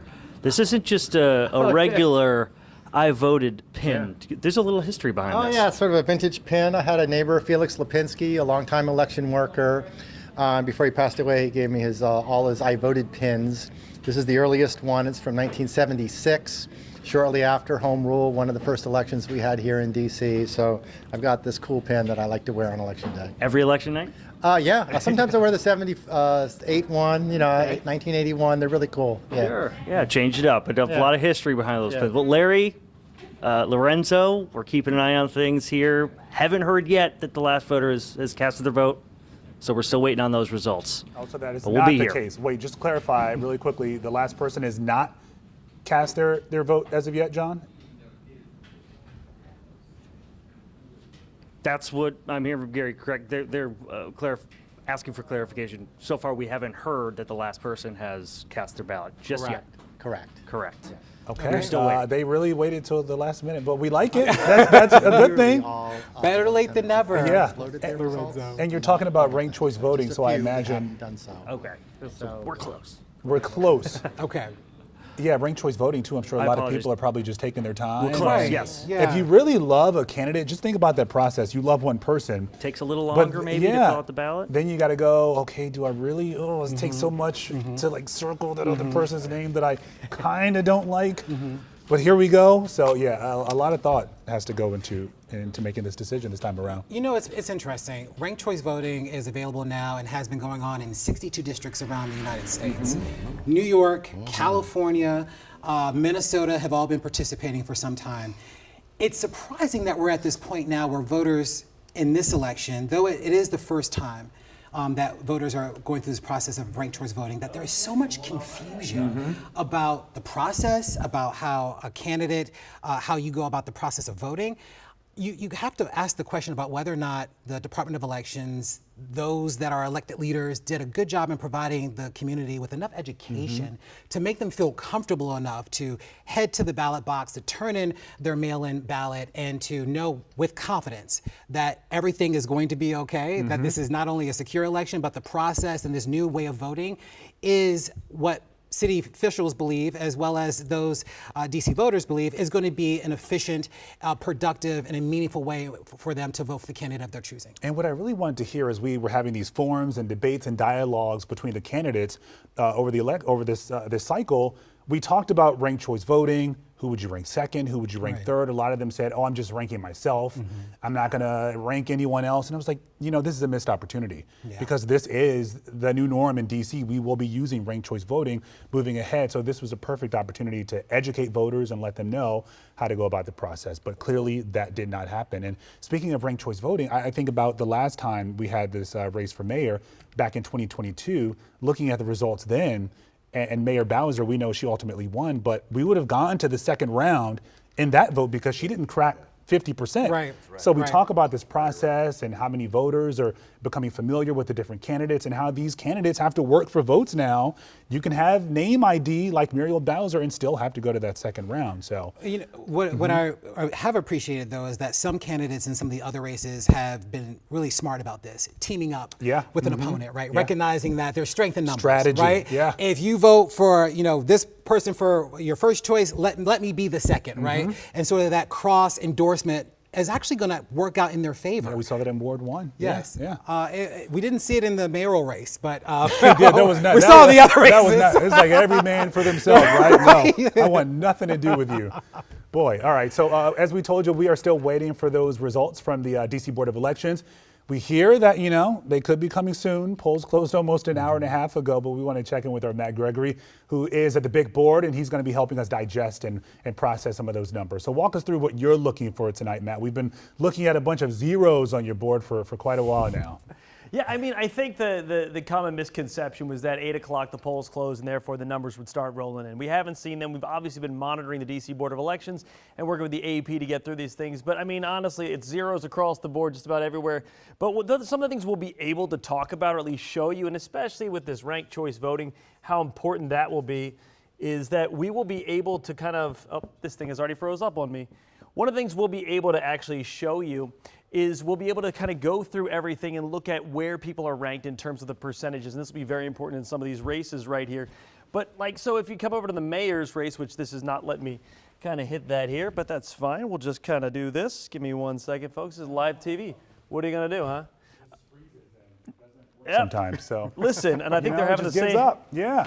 We're used to this these days now. Isn't that our turbocharged? Oh, yeah, there it is. There we go. Did you see that fire that came Yeah. out of there? That was fantastic. You know, I think one of the more interesting things we'll be able to see is we can see the percentages, and you will see sort of like who's second place and what's going on. The problem is, does that mean anything if someone, say, had Kenya McDuffie #1, but then had Gary Goodweather 2, and he's at the bottom?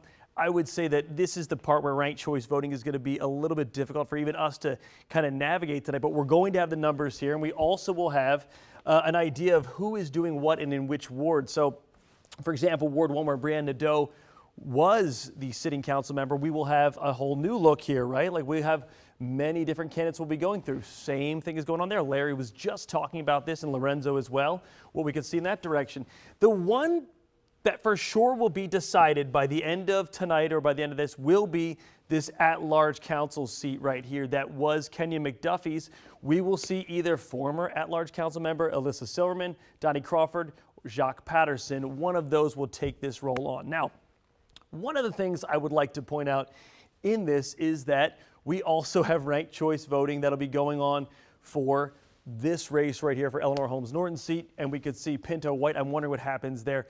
One of the things we saw, though, and the whole conversation has been about ranked choice voting. We saw this in Arlington. We're seeing it kind of like they were saying going across New York and places like that. Ultimately, when you're changing the way an election has been done for roughly, let's say, almost 250 years, let's say, it's going to take some time. And I wonder if the education aspect of getting the word out, sure, there's that. But if you're only voting twice a year, are people going to be seeing that? I'm interested to see if they do a poll afterwards, just how well people fundamentally understood ranked choice voting. And will that look different now than it will, say, next year? Or will it take 5-10 years? These are the things I'm curious about, but there's no numbers for that. No.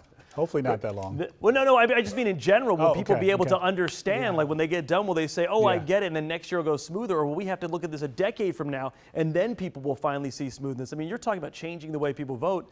That's one part where when you see folks coming out of the exit polls and they're like, oh, I don't know what I did. It's not as easy as just sending out a couple flyers and a couple, YouTube videos. Anyway, over here, we're looking at all these different numbers that still have not populated yet. You heard when John Duran was out right now speaking with the D.C. Board of Elections, how they still have people in line. I imagine we won't start to see some of these numbers populate until at least, the last person gets through, and then we'll start to get a better understanding of who may be this way. But again, in a city that's 75% Democrat, many of these do have the potential after this race to be the person who wins the general election. So I'm very much interested to see what comes from this. And like you guys have been talking about all night with our experts, this will be one of the largest, I've seen a lot of articles on this, fundamental changes to the D.C. government, the mayor, right? That's going to change. We're going to see potentially 5 seats, maybe there's a few incumbents that stay on, but 5 seats on the council changing potentially. This is going to be one of the biggest changes for D.C.'s government in quite some time.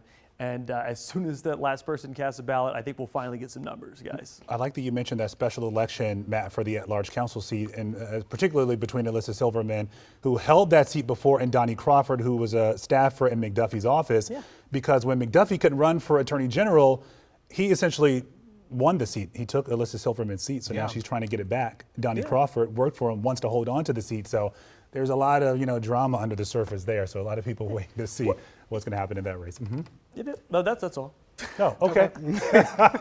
I'm getting the Oh, the stop rap. from- Okay, you said too much already. I've said too Go much. go talk to the Board of Elections. Get them. To We're gonna speed get this up some. a We're bit. gonna get some numbers in your board in just a second. Don't go too It far. is sad without numbers. isn't it? I know. It looks a little pathetic, but we got you, brother. You're doing a great job. We love you, not the board right now.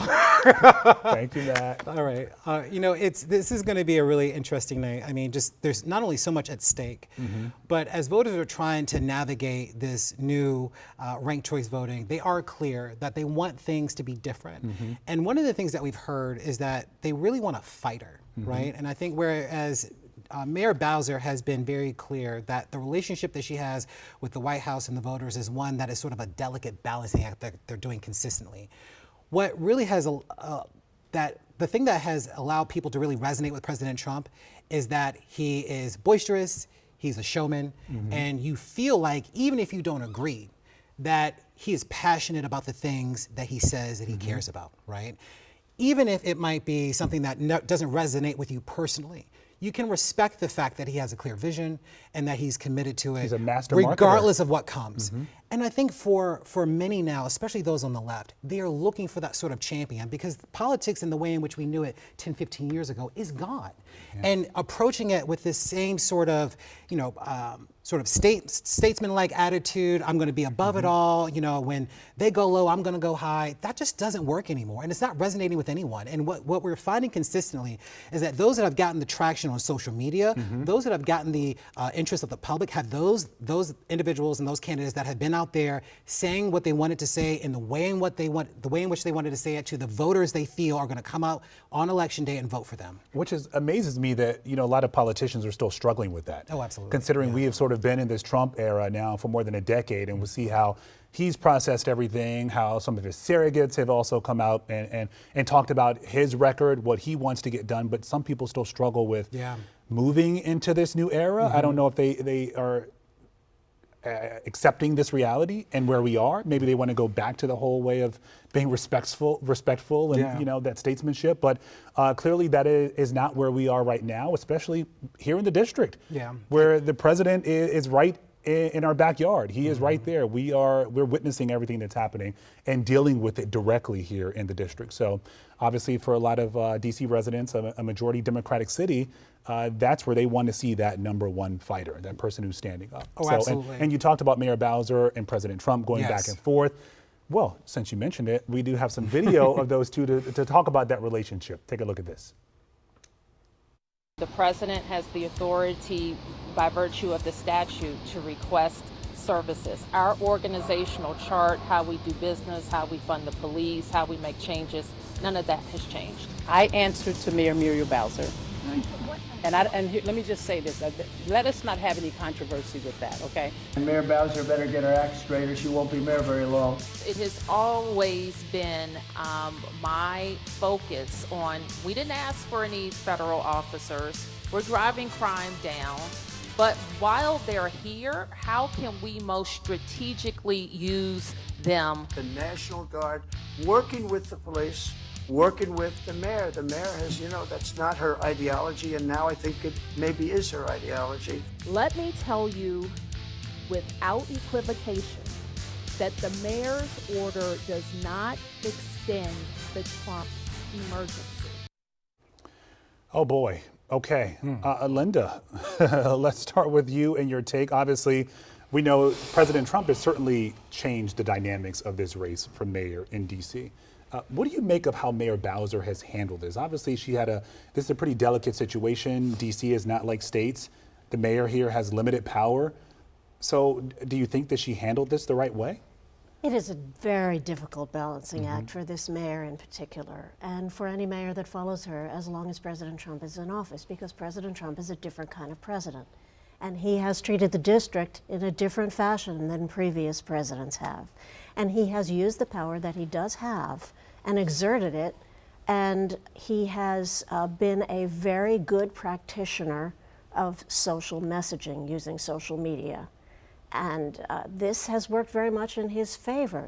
The residents of DC probably don't like that very much, but the reality is that he's a very strong personality, and Mayor Bowser has to know and has learned how to work with that kind of dynamic. The next mayor is going to have to do the same thing. Again, very difficult for this mayor, and it's going to be very difficult for the next mayor to sort of negotiate that delicate balance. But what has DC gotten out of this relationship between President Trump and the mayor? We still see the National Guard. We still see these federal agents out on the street. So I guess there is that concern that what we're seeing now in terms of the federal agents on the street, he'll put out more. He's already said he's going to put out more agents throughout the rest of the summer, that he's going to have more federal agents here through 2029. When they, by the way, interestingly enough, when the federal agents first started to come into DC, I would see them at the metro stops, and every morning on my way to the White House, I would stop and I would talk to them. And I would say, where are you from? And they were always from southern states. I'd say, how long you're here? We don't know, ma'am. And then on Christmas time, I said, do you get to go home for Christmas? I wish I could go home for Christmas. On Easter, do you get to go home for Easter? No, ma'am, I don't get to go home for Easter. When do you get to go home? They won't tell us. I just want to go home and see my family. They don't want to be here. Yeah. And the people in DC don't really want them here. And the mayor of DC is going to have to find a way to convince the president of the United States, whether it's this president or the next, that this is perhaps not the best way to win friends and influence people in the District of Columbia. Yeah. So Kenyon McDuffie has said that he will stand up to President Trump, along with the other candidates for mayor. He is speaking right now at his campaign rally. Let's listen in.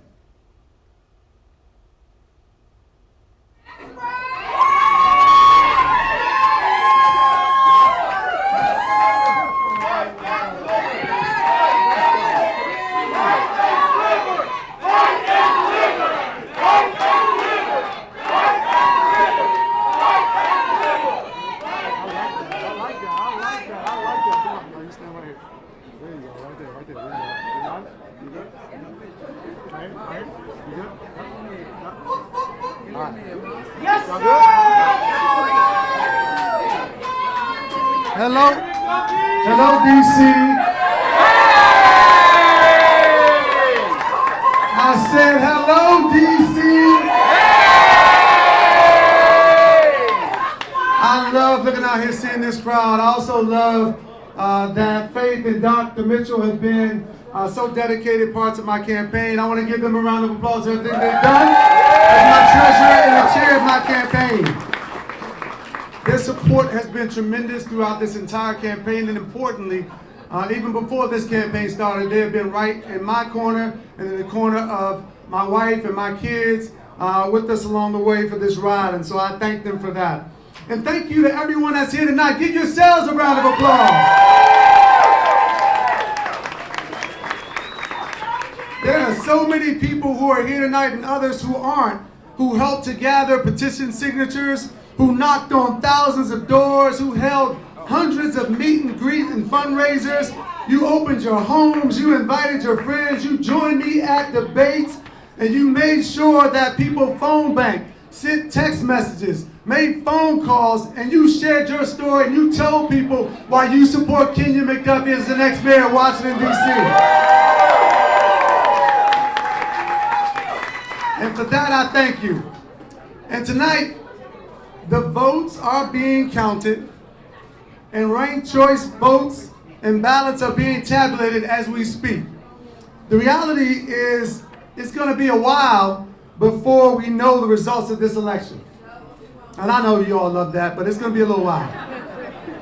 But what I know for sure is that right now, before a single result is in, is that there is no way I'm standing here without the time, effort, and commitment of each and every single person gathered in this place tonight. And I mean that, all of you all, up top too. And I think you all know that I am a son of this city. I think you all know I grew up here in the neighborhood in Northeast called Stronghold. I think you all know it didn't always work well for me, and I had to struggle a little bit. I had to find my way, and I finally got an opportunity when I got that offer of employment from the United States Postal Service. Y'all know I delivered for this city, literally delivered for it. I went to schools here, graduated from Woodrow Wilson, now Jackson Reed. I went to the University of District of Columbia, and I graduated from Howard University. It's you. I think I hit the mic. It's you. There we go. There we go. There we go. Do it again. And when I graduated from Howard University, I got the opportunity to work for our warrior on the Hill, Congresswoman Eleanor Holmes Norton. She is resigning real soon. She is retiring after decades of service. I want to give her a round of applause too as our warrior on the Hill.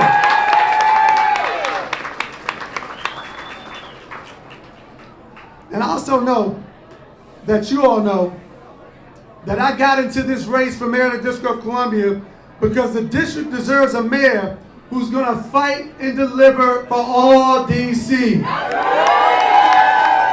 We need a mayor who's going to fight to keep our city safe, a mayor who's going to make sure that our kids have real access to opportunity, a mayor who's going to protect our right to govern ourselves, and a mayor who's going to fight back against the interference by Donald Trump and Republicans in Congress, and I'm going to be that mayor. I spent 13 and a half years at the council, and I'm surrounded by a team of folks who know that while it was my name on the door, it was the hard work of dedicated public servants, many of whom are here today. And I want to recognize all the folks who served with me on the 13 and a half years that I was at the council. I want y'all to give them a shout out and give them a round of applause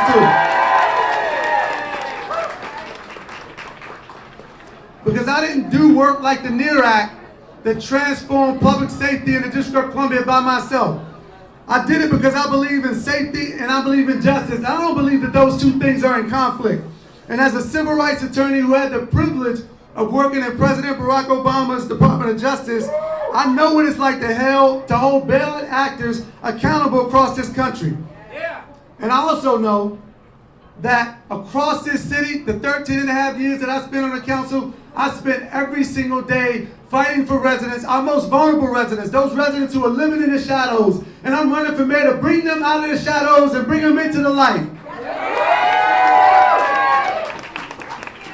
So while the votes are being counted up, I want you all to know that this story is not ending. It is just beginning. Tonight is the start of the next chapter of that story.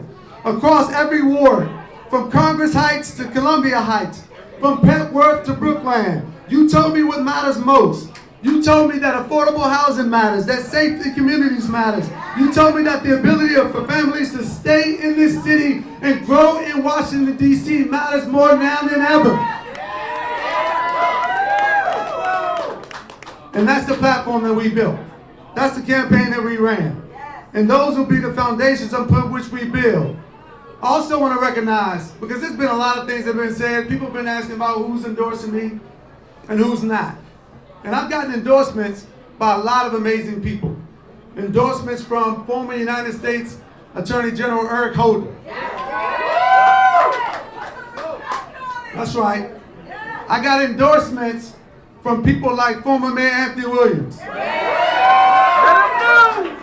I got endorsements from people like City Council Member Wendell Feld and Anita Bonds. I got endorsements by people across this city, including former Council Member Mary Cheh. But I want y'all to listen to me, and listen to me closely. While I did not get the endorsement, there's something to be said about a mayor who spends 20 of her years in public service. 3 terms as mayor, 7 years as council member, and terms as ANC. I want y'all to make some noise for Mayor Muriel Bowser right now. Make some noise for her.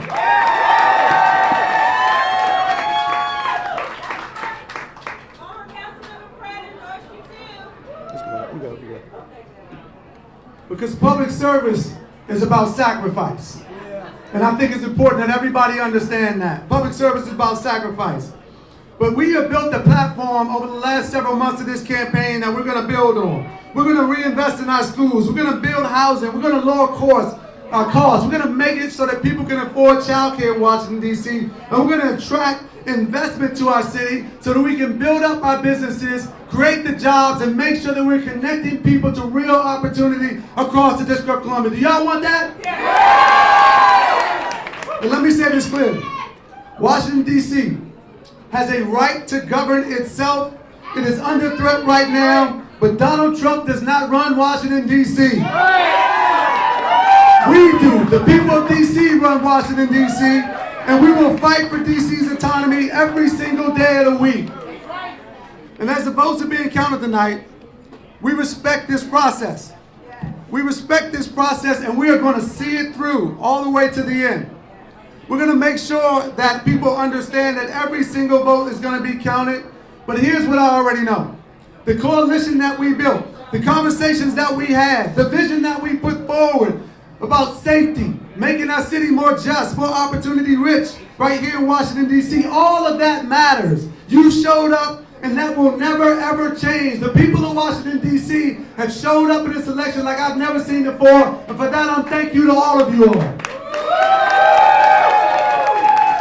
And now, a few special thank yous to my policy team, to the fundraising team, to our communications team, to all our volunteers. I have been lucky to be surrounded by an extraordinary group of campaign team and volunteers, people like Silas Grant and Jonathan McNair. Right, Democratic mayoral candidate Kenya McDuffie thanking the crowd there at the park at 14th and Northwest DC. He thanked the volunteers. It really was and is the first speech of the night. He says, and admittedly, as we've been saying all night long, that it's going to be a while before the results of this election are known. He calls himself a son of the city, ready to lead should things turn out his way this election night. Yeah, really punctuating his race for mayor here in the district, and listening to him talk there, it sounds like a victory speech. He's somewhat. Somewhat. You know, Yeah. he's talking about his future plans. He's heard from voters, and he knows what's important to them. And he also mentioned that this story has not ended; it is just the beginning. And I love that he also mentioned this process that we're going to be watching play out over the next couple of days. I was waiting to hear if some of the candidates were going to respect the process and acknowledge what is taking place, no matter how long it's going to go.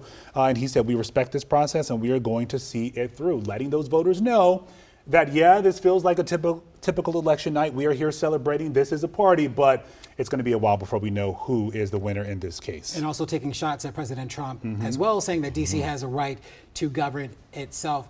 Dr. Perry, what we're seeing in Mr. McDuffie tonight is very different from what we've seen from him over the campaign trail. Including mentioning Mayor Bowser. Mentioning Mayor Bowser as well. But what we see here is someone that is energized, someone that is ready.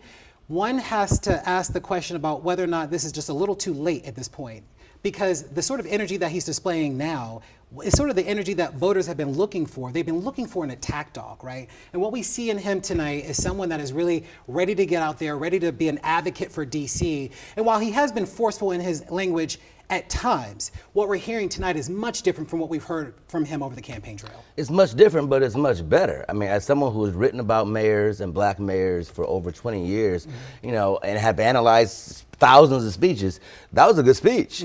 He acknowledged the people in the room. He acknowledged people not in the room.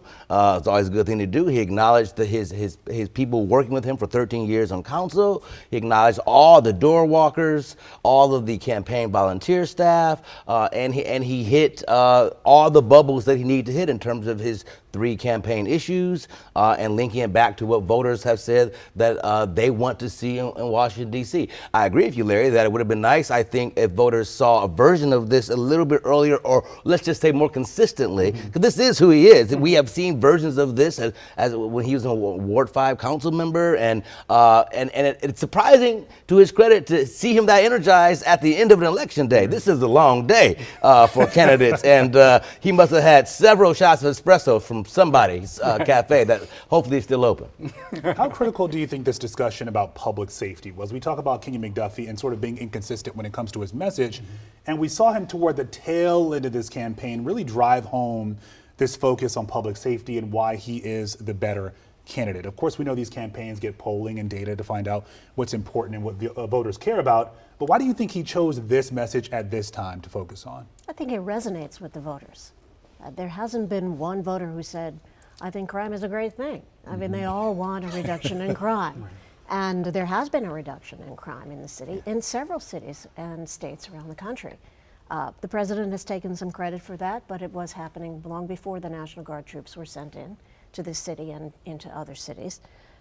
People are very much in favor of reducing crime, continuing to reduce crime. He knows that. It's been one of the top planks on each candidate's platforms.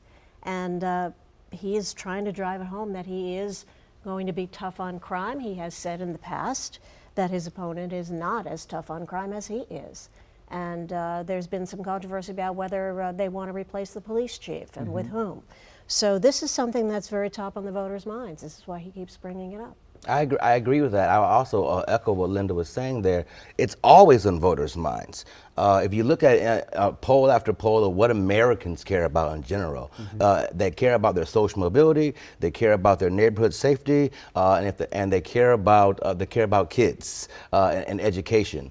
And so it's a safe answer as well. It's also a racialized answer in that in a city that is majority black, that has majority black leadership, when you're talking about crime, you're talking about typically crime alleged to have been perpetrated by fellow black youth in many instances. And so when you're talking about what your solutions are, and your solutions to crime is hiring more police, that doesn't sound like a solution for many younger folks and for many experts that work with youth in urban cities, many people I deal with and talk with in my research all the time.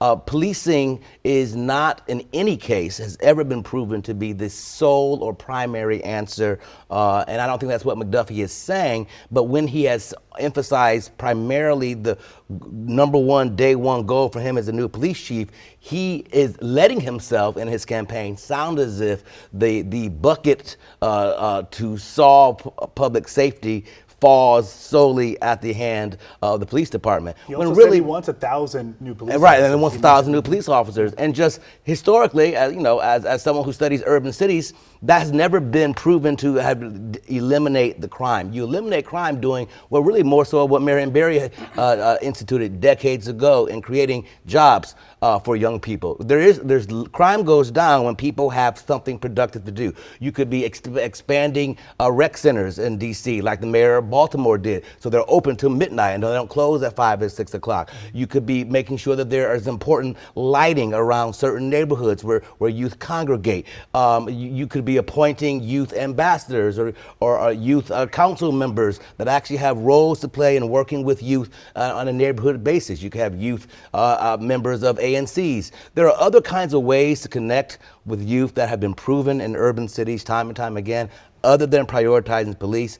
When you do that, particularly as a black candidate for mayor, when the crime is alleged to be perpetrated by black youth, then when you say that you're going to solve it with policing, whether it's community policing or policing, it is punitive, is the solution that you're offering. And I think those who do not like what McDuffie is offering in terms of public safety believe in a more collaborative approach, policing, what I call policing plus. Like, yes, of course, no one, you're not trying to get rid of the policing, but they cannot be the sole body that is responsible for safety in any community. It's all of our responsibility to do that. And I will add just quickly that he is the creator, McDuffie, of what I thought was great, this Office of Racial Equity, which you've never heard him talk about on this campaign trail. The whole point of the Office of Racial Equity was to alert D.C. residents to disparities around race, including crime and education and other major issues, and then solve them. The question has been, what has that office done? If I were to ask, are black youth and are black residents better under this pragmatic version of politics, my answer would be no. So it's funny because they released a statement or study right before the council voted on youth curfews. The Office of Racial Justice and Equity said that this is not effective when it comes, and it targets black and brown kids in D.C. And I was able to ask him, I said, you helped establish this office and they're saying X, but you still support the youth curfew. Right. And he still thought it was the best approach. He still thought it was a tool right now to keep not only young people safe, but also district residents. Well, it looks like we have another speech that's taking place right now. Robert White is speaking. Let's go to his campaign headquarters and listen to him.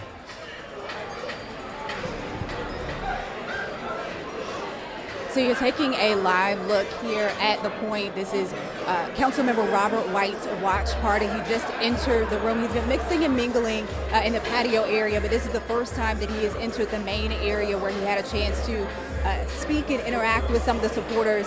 And this gives you an idea of the energy here.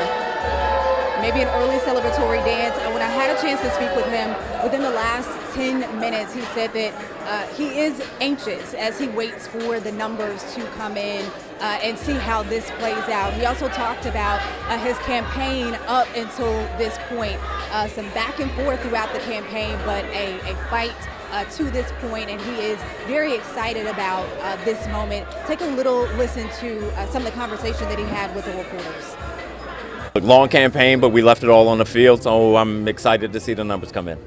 With something like this, I know I've asked a couple times, but you've run citywide multiple times. Yeah. How much of an advantage you had, and how difficult is it to run citywide versus running in just one ward? It's hard to run across the city. The city, as small as it is very different from ward to ward, neighborhood to neighborhood. But I know these wards and I know these neighborhoods. Other campaigns had to try to learn them on the fly. I got to tell you, that's hard to do. And so we use that to our advantage. But people know me, they trust me, and I hope that the votes will reflect that. Walk me through your day today. I know it started early with voting, but what else? I voted at my home precinct at 7:30 with my family. From there, I just moved around the city from various precincts in every ward, talked to voters, talked to volunteers, got some encouragement along the way, and then just stopped for lunch in Ward 8 and kept going from there. I think in one of your campaign speeches early on, you said this is not a campaign, this is a rescue mission. And talk a little bit about what that means for you now that we're coming to the end. Well, look, if we're honest with ourselves, we're in an era where democracy is under attack and DC's independence is under attack. It is a very real threat that the federal government may try to take over DC. So who we put into that delegate seat fighting by themselves in Congress matters so much. They have to be ready for this time. They have to be ready on day one. I am ready. I have strategies ready to go. If we're successful tonight, my work starts tomorrow, not in January when I'm sworn in. So I'm ready, but I also think DC residents know how serious this time is. Have you had a chance to talk with the Congresswoman? If so, what she said to you? Or if you haven't had a chance to talk with her, what essence of her spirit have you carried throughout the campaign? So I've spoken to the Congresswoman multiple times across the campaign, and I've never revealed the substance of those conversations, but she is somebody who's been a mentor. And one of the things that she knows is that in the right hands, the next delegate can build on top of her legacy. Because of what Donald Trump has unleashed, this nation has to realize that DC statehood and those 2 Democratic senators and that voting member of the House, that is how we save democracy in a time when they are trying to steal votes, when they are trying to suppress votes, when they're trying to relieve people of color from Congress. DC statehood is how we fight back. Last thing, you were talking about the concerns about ranked choice voting and what people have said to you today. Yeah. Walk me back. What have people said next? Look, I heard some confusion and frustration from some folks, especially seniors. Ranked choice voting is new in DC, and so we expect that there would be some concerns, some issues, some confusions, but we have to go back, talk to people, ask what worked, what didn't work, and make sure we get it better next time. So I think ranked choice voting is here to stay, but DC has a job to do in making sure it works more for voters and that they feel better informed in the future. And again, we are standing in the space, as you can see behind me, people are starting to fill this area because he is expected to take the podium at any moment. Again, the tone of the atmosphere here is a sense of energy and excitement about getting to this point. But again, when I spoke with him earlier, he said that obviously he is very anxious until the numbers come in and we learn more about where we are as ranked choice voting moves forward. I'll go ahead and send it back to you. All right, Randy Hildreth, thank you so much. I'll tell you, I covered Robert White during the primary when he ran for mayor. Mm-hmm. And I will tell you, there was no singing, there was no dancing, there was no, hitting everybody up, kind of giving hugs and having a good time. The mood was certainly somber. Yeah. To see how he's behaving today is a clear demonstration that he is confident about what the results potentially will look like for him and his campaign. He walked into this race with great name recognition and had been leading in polls that had been coming out in recent weeks and months. Whether or not that will hold true tonight remains to be seen as we are waiting for those results to come in. We understand that we'll begin to get results at any moment now. But certainly, his behavior today suggests that he's feeling really good about the evening. Yeah, not just because of that polling. I'm going to bring in our panel here, Dr. Perry and also Linda, to talk about this, because I've been looking at this race and trying to to understand the dynamics here. And you have someone like Robert White, you have Brooke Pinto, Name ID, Kenny Zalesny. She outpaced Robert White when it came to fundraising, a person who many DC residents don't even know. So I'm trying to figure out how he's managed to always lead in this race. And we're talking about a substantial lead over his other rival there, Brooke Pinto. Do you think that race was a factor, a big factor in this race? I think of Eleanor Holmes Norton. You talk about this race being defined, her defining this race, and I almost wonder if anyone else, if DC residents could see anyone else in that role, especially when you talk about a woman who fought for voting rights, you talk about equality, that's what they see. And it seems like when you look at the field, is he the natural fit? Oh, I think you hit it on the nose. I think race has a lot to do with this delegate seat. Certainly, at least for the first handoff from Eleanor Holmes Norton. DC is not going to elect someone who is white to represent the district in Washington, D.C. Really? in Congress. Not now. Not today. I think in the future, maybe. But it is a black plurality city for a reason. And it's about 45% black now. But if you include other black ethnics and Caribbean ethnics from the African diaspora, this is a black city through and through across all 8 wards. And while it's not a far in left city, there are, significant white allies that agree with the effectiveness of black representation for them as well, and have lived under it and have seen it for decades. And I think that they are comfortable with that continuation in the Robert White example for this election for him He tonight. is speaking right now. Let's listen. But hopefully within the next 15 minutes or so, we will see numbers roll in and it will have a different.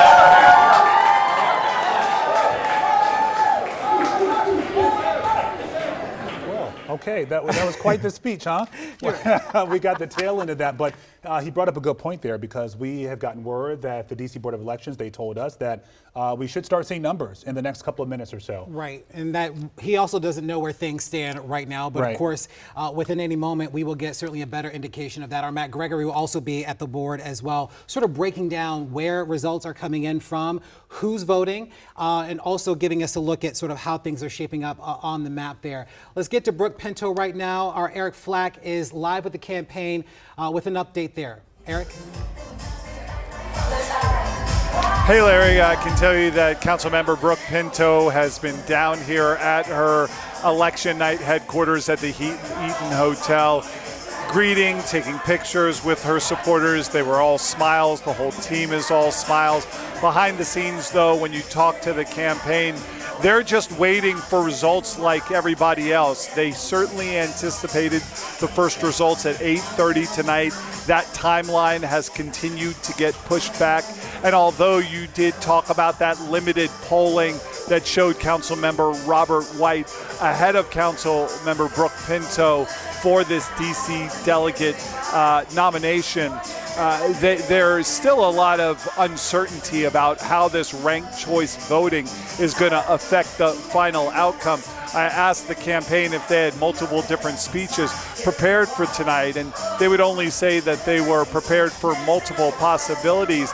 But I think there is really so much uncertainty with how this ranked choice voting is going to play out that they're taking a wait-and-see attitude towards this. So there's been a lot of kind of an upbeat attitude here. You see some of the video of Councilmember Pinto here earlier greeting all her supporters, her campaign staff. She spent a good amount of time here.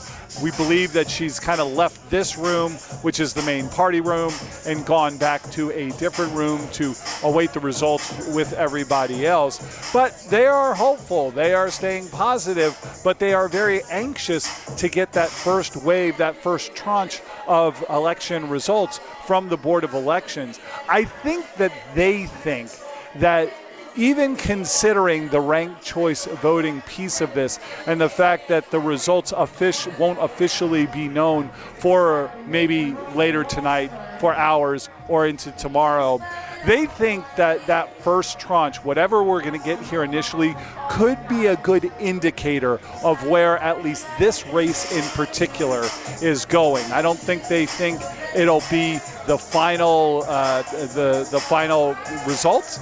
But I think they are very anxious to see, because of the large number of votes that is going to be in that first tranche, exactly how competitive they are in this race, and whether or not this really is a close race, or it's a race that, as the panel indicated, it was in fact swaying towards Councilmember White. Guys?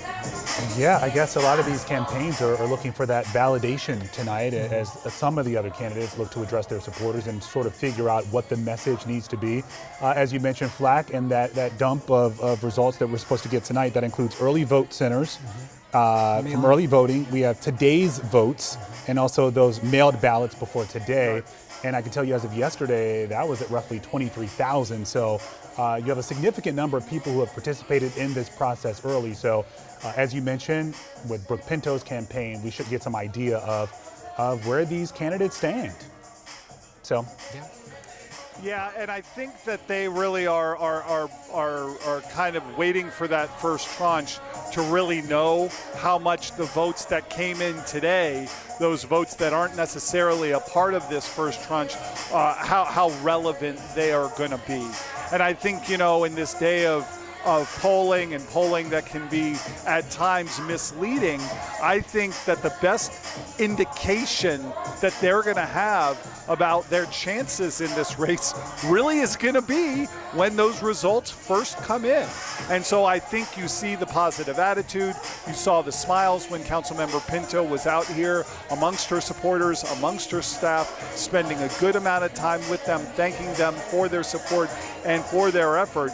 But as she now takes it back into a back room with her tight circle of advisors, I think they are waiting, just like everybody else, to figure out exactly how tight a race this is, and everybody waiting on pins and needles for those first election results from the Board of Elections to come in.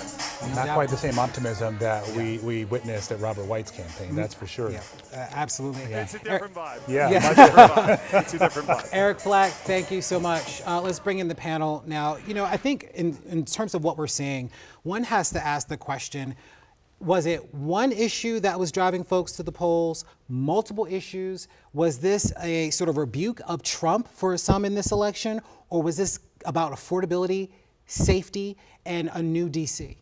It seemed like there's a lot going on. I'm about to say all the above, it sounds like. I would certainly say all of the above. I mean, one of the first things that everybody mentions, all the candidates, is crime, but that's certainly not the only thing. There's a lot of things that have been very much top of mind for the voters. I would say that probably way up there, if we're going to do the ranked choice here, I would have to say that change. People want to see some change. And certainly in response to what has been happening with respect to the federalization of the district and the president's actions. The president said earlier, we had seen the video clip of him saying, well, if Mayor Bowser didn't do essentially what he wanted, then he could just replace her. Well, that scares people. But the reality is he can't. He doesn't have the power to do that. Home Rule said that it takes an act of Congress to overrun Home Rule, and the mayor is part of Home Rule. So this is something that people are very concerned, that there'll be more further encroachment on the rights of DC residents who pay federal taxes but don't have a vote in Congress. And they want a vote in Congress. And the president doesn't really necessarily want that to happen, because as it stands now, and it may stand for a very long time, Democrat is, the DC is deep blue Democrat. Yeah, I keep thinking of, you talk about the president's powers and also his allies in Congress and what they can do. A lot of folks in DC worry about the control board.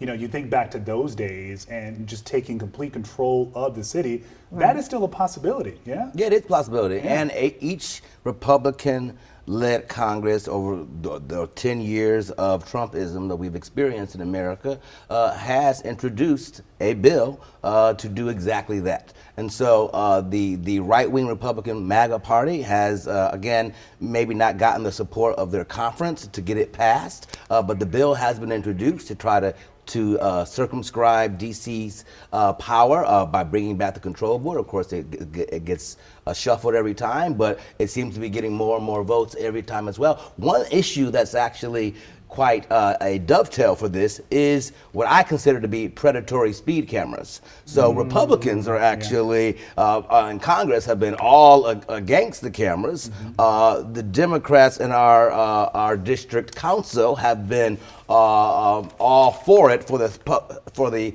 auspices of public safety. But people like me who are ANC reps, we see some concerns about where these cameras go and what neighborhoods get them and which ones don't. I also get concerns as someone who travels a lot about how these fees are assessed. The same ticket in Maryland is $40. Why is it $200 here? Why does it go up after 2 weeks? If I'm out of town for 2 weeks, I don't even know that I had a ticket. And this Don't even think about contesting it. Right, exactly. Don't think about contesting it as well, because that is a quagmire. And citizens that are vulnerable, you just saw McDuffie talk about that in his speech, bringing vulnerable populations into the light. Vulnerable populations are black populations in Washington, D.C. When the district council is majority black and the representatives of departments are majority black, including Department of Transportation that runs all of this stuff, then you have to ask yourself, at least for me as someone who studies black politicians, why would black politicians be putting like an extra tax on their own black residents? And then when you ask the basic question of where this money is going, you can't get an answer. You know, if it's going to neighborhood schools, I might be like, oh, okay. If it's going to improvements in my ANC district, okay. But if it's going to some executive pay, if it's going, like, there's no transparency about that in DC, and that's the kind of change that people who are not for the status quo, you are seeing and turnout and votes today. Yeah, you bring up a good point, because I was wondering, as we sit here and we talk about change and what people are looking to see, in this climate, especially this economic climate, a lot of folks are wondering what more can be done by this council, by this mayor, to produce the change that people say they want to see. Is it really from local government, or are they looking at what's happening at the federal level and sort of conflating the two? I think there's conflation because there's confusion. Yeah. And there's confusion because this is an unusual circumstance. It's been written into our Constitution since 1789. We took until the 1960s for us to get even the semblance of electoral votes in the presidential elections, and in the course of the 70s for us to get home rule. And as many people who fought for home rule initially said, that the version of home rule we have is not full representation. And we've known that for decades. And as DC has actually gotten less black over several decades, representation has stayed roughly the same in terms of descriptive representation of elected officials, but the policies have not changed, and the people are being impacted negatively economically. Child care. So when people are talking about child care is high, people are talking about crime in their neighborhoods, we're talking about the very politicians who have been appointed and elected to fix those issues, who are then saying that I'm going to wait until you let me to the next office, and then I'm going to actually do what you probably voters are saying, but you should have been doing that for the last several decades in the office that we already supported you for initially. So why would I support you for this higher office? That's what the intelligent voter of Washington, D.C. is. It's a very smart city. We have thousands of college students here, nearly a dozen colleges and institutes and universities of all kinds. And people here know when they're getting a con man in the office service, for many in the office of the White House, and getting someone who's giving lip service in DC government, but they're not seeing their electric utility bills going down. They're seeing them going up, and they're seeing politicians making excuses for them. They're seeing them getting ticket after ticket in the mail when tickets are misplaced, and the signs are not clear, and the systems are inaccurate, but there's no real way to fix them. You put in 311 complaints for something basic like a wire hanging that's dangerous for kids to grab up and touch, but it takes weeks to get fixed. Like this is not pragmatism. I know a lot of people who have in Ward 7 and Ward 8. I live in Ward 7 and Ward 8, and there is a movement of people who have predatory nonprofit experience that we can demonstrate, and is bipartisan, that it's it's really an issue, and it's the issue with the current status quo of pragmatism in DC politics that doesn't feel as though they need to explain these things to people. This is the biggest cash cow in DC's history in decades. Millions of dollars is coming from this. Yet you don't feel the need to have to explain it to people clearly and where the money's going. People feel disrespected by that, and they're going out today to go make another choice. I thought it was interesting. I talked about this issue with Charles Allen, Ward 6 council member, and he said, if you have a camera in a certain area that's been there for years and it's racking up tens of millions of dollars, you need to change the infrastructure because clearly it's not working. Right. You know, If you it's can't really just about safety if it's and really not about money. exactly. So I think for a lot of people, when you talk about these cameras being predatory, a lot of folks will say, you know, maybe they bike to work, they walk to work, and they feel safe with these cameras. You know, a lot of folks will say, well, what are you doing to change the streets, the dynamics here to actually make it safe so that people aren't speeding anymore? So when they don't see that happening, you know, there are a lot of concerns and they feel a certain way about it. Well, we certainly had a benchmark in this Vision Zero campaign, which this is all associated with, of getting to zero traffic deaths, to reduce traffic deaths and serious injuries to zero by 2024.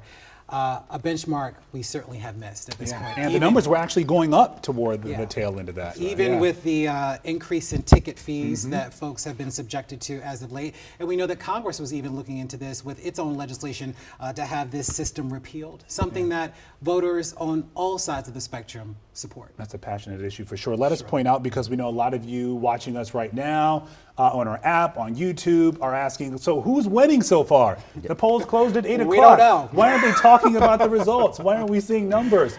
We have to tell you, we've been hitting refresh. We're waiting for those results from the DC Board of Elections. They tell us that people are still in line. They're still voting right now as of 10 p.m.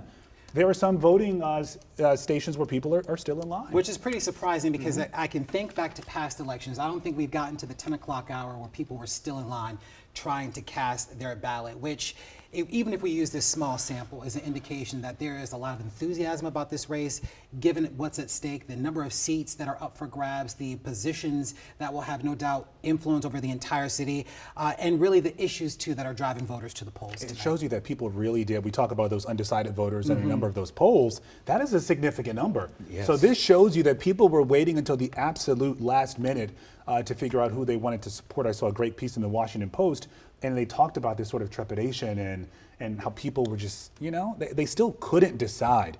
There was no excitement. And when you go to the polls, you go to vote. If you're going to go through with that process, you want to love your candidate. You want to feel enthusiastic about the future. And if you don't feel that, you know, you're gonna wait until what 7:59 to stand in line to try. But the fact that they're showing up is amazing. We should be very proud of DC for love that. to see it. We've seen increasing voter participation in DC in both general elections and primaries over the last several years by small margins, but you know that this is important. This is democracy. Democracy is not what you see on TV. It's not. This is it today. Voting. I'm a nerd. I'm a political scientist. This is like my Christmas for me. I, love the fact that people are voting. This is how you create whatever change you want, whatever you believe in, whatever party you belong to. This is how you do it in America, at least since 1789, since we had a constitution. I love social media posting a lot about the election. And here in DC, you know, we get passionate about issues when you have protests and people speaking out. And we always say, this is the ultimate protest. That's right. So if you didn't vote, you know, I don't know what to say about protest after this, because this is a chance to make your voice heard and also enact the change you want to see. One has to ask the question, though, if there is a level of fatigue that voters are dealing with right now. For the last, 2 years since President Trump has been back in office, and for the years prior during the first administration, one has to ask the question about whether or not voters are a little tired, which might be contributing to the lack of decisiveness as it relates specifically to voting. We're going to get to that in a second. Yeah. I want to get to Brooke Pinto right now, who is speaking at her campaign headquarters. Let's listen in.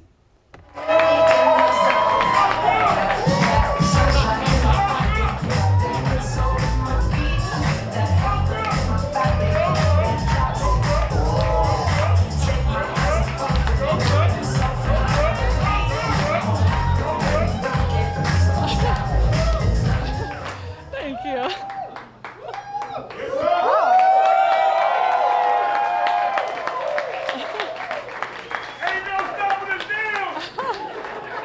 That's right, George. Wow. Thank you all so much. What an absolute honor to be with you all tonight. I am so blessed to have you all in my life. And I have spent the last year going to a different religious institution across our city every week. And so every week I'll either go to a church, I've been to many synagogues, I've been to many mosques, and it's so, I'm looking at people because I'm wondering if we got some results in the last 30 seconds. No? Okay. Okay. Maybe that's just me being out of breath from my dance. And it's been so inspiring to me to be in all of these spaces that are different people with different backgrounds who are showing up to be a part of their community and have welcomed me with open arms and open hearts. And I've really realized how similar we all are and how similar and transcendent so many of these messages are. Whether it was at the 19th Street Baptist Church talking about our responsibility for the next generation of civil rights and how we all have a responsibility to participate in it. Whether it was at the Washington Hebrew congregation talking about as bystanders, we have to observe when we see hate and love and participate in the love so we can keep all of each other safe. Whether it was at the Masjid Muhammad, where we spoke about how all of our life choices are so intertwined in his plan. And it's been a really moving year running this campaign, not based off of what divides us or different communities or different neighborhoods or different races or religions that we are all a part and which are all a big part of our various communities, but really what brings us together in our shared love of Washington and our shared responsibility of humanity. And it's really that experience that has given me such deep faith in you all, in the people of our city, and in what we can accomplish when we work together. And every day I think about the children of our city and the next generation that they're growing into, and all of our responsibility, no matter who you are, to ensure that we are building a city and a community for them that lives up to their potential. This city is much more than what it has been or what it will become. We all have to continue moving it forward, and I know we can do that together. And it's why, while I love my job deeply on the council, serving you all, I knew that there was a greater responsibility that I had this year. When I met Maria, whose husband was taken by ICE, and I couldn't locate him in an ICE detention facility, I knew that we had to stand up to this administration and ensure that all Washingtonians and all people, regardless of your immigration status, have a right to be safe and secure in our city. I knew I had to do something.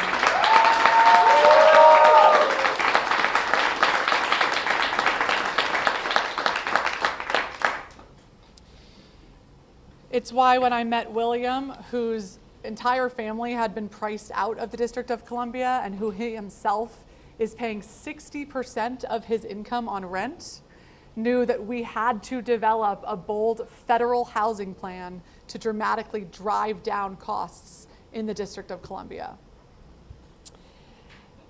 And it's why when I met Khadija, who told me in her home that she had lost 2 of her sons to gun violence, I knew that I had no greater responsibility than to work alongside everyone in our community to fight for a safe city that everyone deserves. No one and no mother should lose their child to gun violence.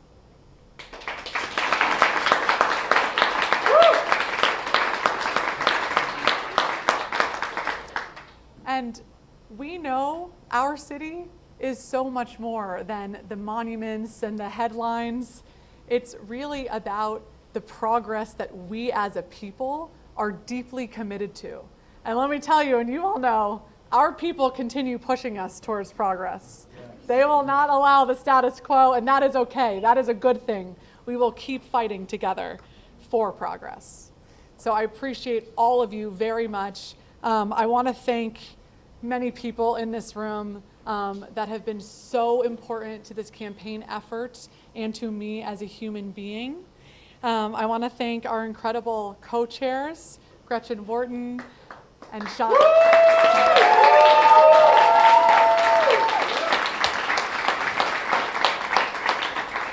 Gretchen Wharton and Sean. Okay, so we've been listening to Brooke Pinto speak to her supporters there about the campaign, what compelled her to run for DC delegate, and really what she hopes for the future as well. And now it's an opportunity to bring in our panel here. The speech that we're hearing from Brooke Pinto is demonstrably different than what we heard from Robert White. What do you make of that, Linda? It certainly is. There was a lot more energy from Robert White. It seems like Brooke Pinto is not speaking like a winner. She's speaking in the past tense. She seems to be a little bit morose, despite the smiling. Yeah. And it's not a concession speech by any means, but it's not a winner's speech either. The speech that we heard from Robert White was powerful. It had very good salient points to it. Maybe they had a bunch of ranked choice speeches in case they won or they lost or et cetera, but he clearly had prepared for the winner's speech. I don't think that it appears to be the same thing with Brooke Pinto. Yeah. With that said, you know, looking at where the cards are right now, what do you think is next for Brooke Pinto if she does not win? We know a lot of folks on the council, maybe they aspire to the role of mayor. Usually the DC delegate role, because of Eleanor Holmes Norton and her stature, people wouldn't touch that. But in this case, you know, making this jump to DC delegate and also still talking about of local council issues was a bit disjointed, it seemed. Yeah, I think the campaign for her was a bit disjointed from the beginning, and I think the reasons might be because she didn't quite, I think, decide what was most important for her as a candidate to speak about and what she's good at. I don't think she translated her effective messaging on the campaign trail as a counselor to effective messaging in this delegate race. She's talked about three main issues about housing, but as you just emphasized, Lorenzo, these are very local issues, state level issues, but very limited influence on the federal level as relates to creating more housing infrastructure. In her speech, she did refer to, no mom having to lose her child from lack of gun safety, and that is, yes, absolutely an issue in Washington, D.C. It happens. Any one person is too many, and it happens weekly here. And so I think she certainly can touch the fabric of hearts of voters in D.C. who are care about housing infrastructure. We have seen actually her opponent fight a lot with the housing authority here and finding violations and flagrancies both public housing and also with landlords and private housing of low-income residents. And so it's an issue that council has been dealing with, but as a candidate for, to replace Eleanor Holmes Norton, who's been such a champion for equal rights, a champion for women's rights, a champion for civil rights being for everybody, not just for black folks, a champion for DC, a champion for representation for everybody. For the 700,000 people here, I'm not sure Brooke Pinto ever really captured the message that she heard on the streets when she's then sitting back with her campaign staff, finding a way to crunch that narrative into a futuristic story. Elections are about the future, and that speech she just gave was very much, like Linda was saying, morose. Larry was saying melancholy, and it was just about the past. And so when you hear a candidate saying that, they are probably suspecting that they're going to lose, but that also is not the way I would recommend she go out on this way. You ask what's next for her, which already, right, you're focused on the future about what's next for her, right? She should have been as well. Can we talk about this? We are again at the Eaton Hotel at Brooke Pinto's party tonight, and Mayor Bowser is in the room. We know those two have been allies. Brooke Pinto has helped get a number of Mayor Bowser's initiatives passed on the council. So this is fitting. This is a natural setting for the mayor to be there to support someone who has supported her and the council chambers. And we'll see what other campaign headquarters Mayor Bowser stops by. I was waiting to see later her tonight. you know whose campaign, but yeah. Maybe she might show up at McDuffie's, or we don't know. We'll find out who she really did endorse. Yes, absolutely. But it seems to your point that Brooke Pinto was running a race for city council, not for delegate, the entire time. I agree, and I think that I don't know how that happens, to be honest. And I'm going to have to do some studying after we have the autopsy, if we get results at some point soon. But it's strange because she's a very effective counselor for her district, and many people at least have thought so. She's warm, she's kind, she's personable, she's astute, and she's clear when she speaks, and has a great reputation across the city. So it's not surprising that she would run for delegate. It's surprising that she wouldn't seemingly be able to take the horns with what DC's delegate representation really has been about. And it's not complicated. It's about statehood, it's about representation, it's about a vote in Congress. And you just didn't hear that from her. It's quite baffling, actually. But I wonder, we noticed after the federal surge last summer, that's when you saw a lot of these local lawmakers up on the Hill trying to talk to lawmakers in Congress about some of DC's issues. And shortly after, you saw a lot of them announcing their run for DC delegate. So I wonder what changed when they were up on the Hill. They would come out of these meetings and say, oh, I talked to lawmakers and they told me that they haven't heard from anyone from DC ever, or they haven't heard from anyone from DC in months. And I'm like, how is that possible? You have Eleanor Holmes Norton there, you have Mayor Bowser, who has talked to a number of these lawmakers on the Hill. So can we try to look at this and figure out what that means and what may have stood out to them when they were on the Hill to make this run?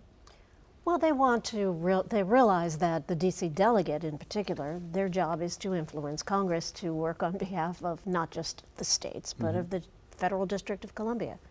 And the best way to do that is to get face time. Eleanor Holmes Norton has done an incredible job over the past 30 plus years, but she is 88 years old. And there had been a lot of concerns that she was slowing down. I mean, who among us is not going to slow down at 88 years old? Right. So maybe the message from Congress to these members of the City Council was, we need to get more messaging from the City Council. So they come back to the City Council and they have all of these ideas. But the reality is there seems to be a lot of confusion about what the DC delegate actually does. If the delegate doesn't vote, the delegate can influence legislation, the delegate can introduce legislation, the delegate can guide debate on legislation, even on the House floor, and even bring their own bill to the House floor, but they can't vote on their own bill. It's an odd situation. And I asked Robert White that question specifically too, because it seems like a powerful job without the power. And one has to ask, why would you sort of set yourself up in that situation, knowing that it is sort of a constant uphill battle to sort of get things done? Because really the power that you have is the power of relationships. Yes. Because your voting power is limited, or non-existent in many cases. You are contingent upon and dependent upon Congress to really sort of get things done and advocate for DC voters. Why would you move forward in this way? Robert White was clear at the time when I spoke with him that this was something that he felt needed to happen, that DC needed a champion, that they needed someone similar to Delegate Eleanor Holmes Norton, who was really going to be a fighter for DC in Congress. But considering the limited capacity that position comes with, really, what does one have to do in order to find real success, right? Voters want statehood, they want, a safer communities, they want rights, they want representation. But sort of fighting in the way in which we have been, and the delegate has been for some time, seems like the strategy has got to evolve a little bit. It's got to change for us to see the sort of progress that city residents want to see. Yeah, we have to do a few things, and I think that we can. One, our D.C. public schools should be teaching D.C., local government and politics and statehood. The new social studies standards at the State Board of Education have some of that, but it's not enforced at the teacher certification level, and so you don't really know if that education is being transferred to the student, and that's a problem. Secondly, one thing that we could do, as I mentioned before, we got to have an actual convention. We need to engage voters of all 700,000 of us to say, hey, we support statehood, not just a ballot referendum, which has no effect on Congress. If the argument is we want to go the route of getting Congress to vote us in to be a state, like the last couple of states, then we need to do what those other states did, and that requires a state convention.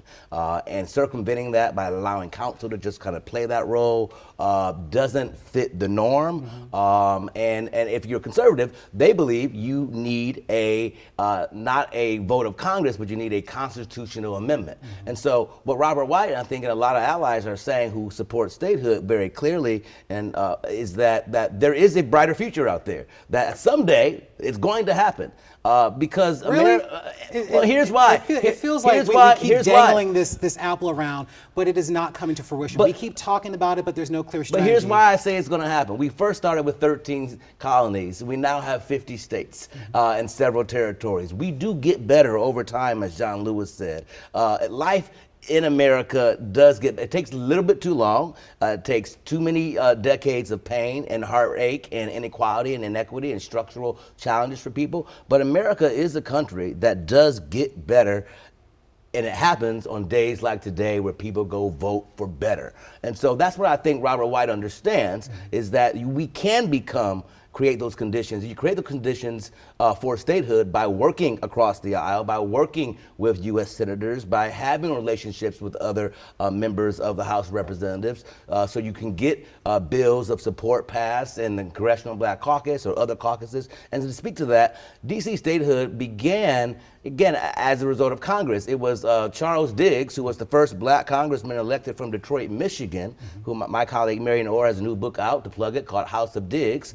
And he was the first chairman of what was the D.C. committee that then created the legislation for home rule. It's always taken people, but I emphasize Charles Diggs because he was the first black person elected to Congress from post-Reconstruction in 1955. It's always taken other black folks and other Americans outside of D.C. who say D.C. matters. Jesse Jackson did it as well when he was, of course, an advocate and a delegate at a time for us. We have seen that it requires people outside of the district in order to help the district. And not just us, by the way, but if you care about this, then you should care about it for Puerto Rico. You should care about it for Guam. You should care about it for Northern Mariana Islands. We have Americans who are not getting American representation.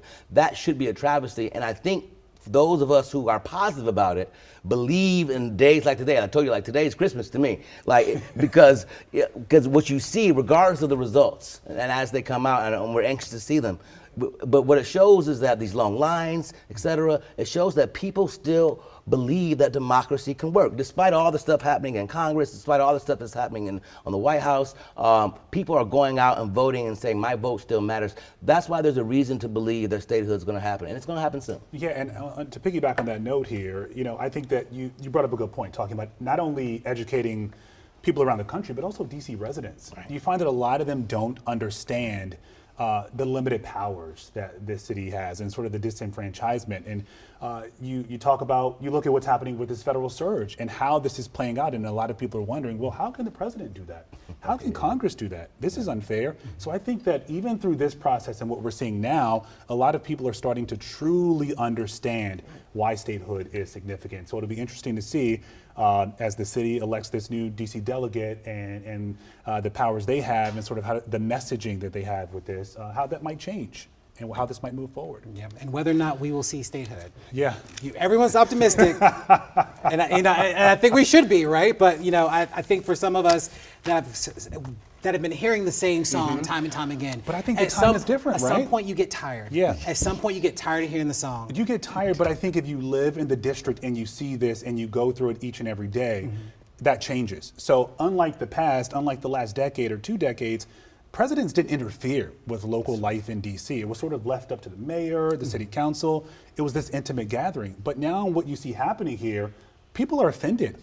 You see them asking for their mayor to stand up for them to the president of the United States. So this conversation is totally different now, and I think we will start to see some movement. Maybe, I'm not saying that it's going to happen anytime soon, but I think city residents are passionate about it happening, unlike before when they didn't understand it. It is a new day in American politics. So, well, we will see Okay, how it and plays out. speaking of, we're just still waiting for those votes, by the way. I know our Matt Gregory has been The lonely at the results. board. It's just been him and these zeros for hours upon man. hours. And we were told, Matt, multiple times that the results were going to trickle in at any moment. I think they told us that 3 hours ago. We understand that there's been just so much enthusiasm that people were still in line as of about 10:15, still trying to cast their ballot, which certainly is an indication that people are very much interested in this race, that there are not only issues but candidates that are driving them to the polls. And for any candidate right now that's in this race, particularly those that have been polling consistently well, this has got to be a good sign for them that there's a lot of enthusiasm, that people are interested and people are showing up. Yes. No, you had a lot to say there, Larry. Let's get to it. Look, as the great Tom Petty said, waiting is the hardest part, right? So here we are looking at 0-0-0. Now, the interesting part of all of this is that we were told there's about 6 locations that are still open. People are still voting. Now, when it comes to that, we obviously won't see results until the last ballot has been counted. It will be interesting to see if this is normal. Have we seen this in the past? You know, so far from our producers, we're not hearing that this is something we've seen in previous elections. Is this related to ranked choice voting? Can't say, but we're learning more as this situation continues to go on. But then again, like Larry said, one person's enthusiasm is another person, myself's boredom. I'm waiting for the numbers to come in. We really do want to get a good idea, though, of just how this looks, because one of the things we haven't talked about that I do have numbers on, and I can show you this, is that when we look back, let's take the mayor's race from 2022, we had 126,000, almost 127,000 votes cast in that one. And again, that's an off-year ballot or a midterm ballot, so to speak, so it's not coinciding with a presidential race. So it will be interesting to see if our numbers eclipse that. We already had about 68,000 votes by early voting, so you imagine kind of is double that what was showing up today, and how long were people in line? Is it because they were so enthusiastic, or is it because of ranked choice voting? I'm waiting to see. I cannot wait to see the numbers on that. But yeah, we're kind of hearing that there's about 6 locations that still are open. We're actually going to send one of our crews over there to get a look at it to see when that last ballot is cast.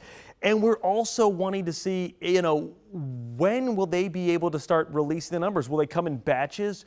When I was at the Board of Elections, I want to say last election cycle, I think 2024, things come in batches. They have to be certified. They go through. And so I think you'll see them come out. The hope would always be that you get 99% precincts reporting, but I think it's going to have to be a much more staggered thing. We could be looking into tomorrow, maybe past midnight, before we start to see real results. And we were thinking the whole time, hey, ranked choice voting is going to make it hard for us to know exactly who's winning. It turns out it's just going to be the actual voting itself taking a long time. But in the meantime, you know, just to keep you apprised of just how important this is, you hear our panel talking about it there. This could be one of the most significant shifts in D.C. politics over the last 20 years or so. I mean, you're talking about a new mayor after 12 years or so. You're talking about after 35 years, a new delegate representing D.C. And I was in those oversight hearing committee, the oversight committee hearings that they had on Capitol Hill. And it was apparent, right? Everyone was being called to the carpet from D.C. government. We were seeing Delegate Eleanor Holmes Norton there really trying to get her points across on why the House should dial back some of the president's demands and some of his rules and regulations or things he was putting on D.C. So this is one race that I think probably has more interest in it than we would have seen in the past, especially because you have someone of such stature stepping down. And then, of course, the remaking of the council. I mean, when you have 5 seats essentially up for grabs out of a 13-seat council, I mean, that's a significant change. If you talk to folks, you know, D.C. is the only place in America where you can change a law with 7 votes. Well, if 5 of those are changing over the course of this election, it will be interesting to see what the makeup of the next council is. And of course, the Attorney General, Brian Schwab, running for re-election, and we're expecting to see You know, him face off against Manuel Rivera here, uncontested Republican. Again, this night is also important because, and I'm sure I'm just reiterating a point many people at home already know, this is a 75% Democrat registered city. So a lot of these elections in the primaries are pretty good bellwether for what's going to happen when it comes up into the fall. But guys, that's what we're looking at. 6 polling locations at last check still open. Not open as in people can get in line, but if you were in line, you were able to, we're in line by 8 o'clock, you're able to go through and finish up your vote. So until that ends, we're not going to have any numbers, just a bunch of zeros here. And I'm going to stay on it. We've been in touch with folks at the Board of Elections to try to figure out when we're going to see those first numbers come in. But so far, guys, blank. That means if you were in line at 8 o'clock, you've been waiting for a long time. 2 hours, 41 minutes. Yeah. 2 hours. Boy. Do you have a clock in front of you? How did you Why, know yes, that? I That's great do. math. There is a clock. You know, when you talk about the people who did go out to vote today, we're talking about statehood and the people who feel passionately about this. I think they understand what's at stake here. They have been able to see how city government works. We talk about the youth curfews, this emergency legislation. They've been out rallying and trying to make their voices heard. And they see how the council has moved through this process. So they understand. Moved and not moved in Yeah, many moved and not cases. moved. So they see, based on what Matt brought this point up, it takes 7 votes in some of these cases. So they understand the process and why certain council members need to be in certain places and who's really in charge here. So I think you're seeing that play out right now and why so many people want to be involved in this process.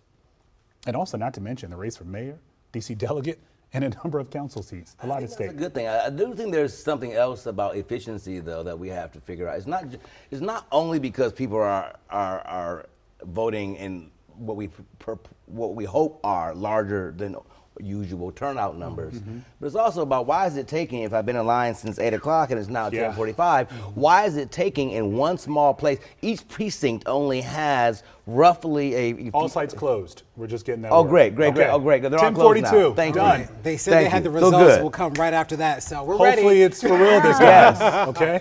Because I was going to say Efficiency. that's 2.5 hours to it's a long time to be standing in line. And again, particularly if you're elderly and it's a it was a warm day today, and like there are that's why I was curious. I'm glad Matt brought that up about there's 6 units and six precincts and where they were. I'm curious about where they are because I got into voting and politics before I got degrees and interested because I was interested in knowing why my trash is picked up on Tuesday.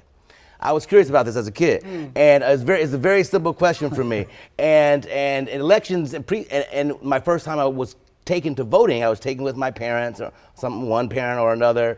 And you of course you're not eligible to vote, but you can go. I'm old, so back in the day you had the old levers and you had the curtain behind. Okay, you had all that. You 30? Oh, thank you. Wow. Another Christmas gift. Wow.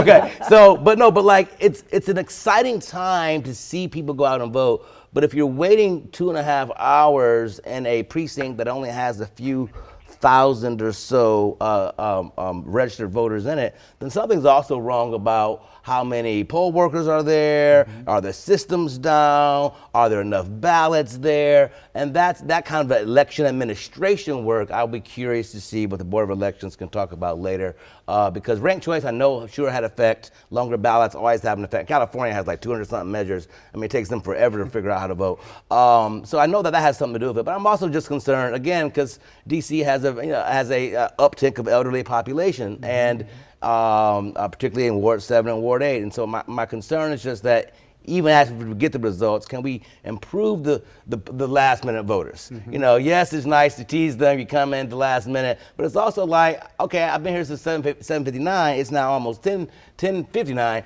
and it's like, why does it take this long, even if I am this, and here's my joke. My joke is always, election lines need to call someone from Chick-fil-A and figure out how they get these lines moving. Move. Or Disney. Or Disney. Yeah. Yes, or Disney. Yes, because they know how to move lines. You brought this point up earlier, and we know that unlike in the past, people aren't, when they go out to vote, you're not just marking one candidate. Right. And they're not just handing your ballot and telling you to go about your day. Right. They're actually standing there helping some people, educating them on the process. So that's also adding to the time, I'm sure. It is. And people are confused about ranked choice voting. It's the first time they've done it. So people do need to be educated, and that takes time. And not only just the education part, but actually going through the ballot and thinking through. If my number one doesn't win, then perhaps my number two candidate, I wouldn't be so worried if that person won. Okay, fine. Well, if my number two candidate doesn't win, maybe who do I want for my number three? And on and on and on. This is just a simple, pragmatic situation where it does, in fact, take a lot of time. You know, and they're going to have to do a little bit of Monday morning quarterbacking on this and try to figure out how to make it work. Well, you know, it's interesting because some of the candidates, I think, got really smart about making sure that they were using ranked choice voting to their advantage by teaming up with other candidates in the race. We did not see that in the mayoral race, and probably for an obvious reason.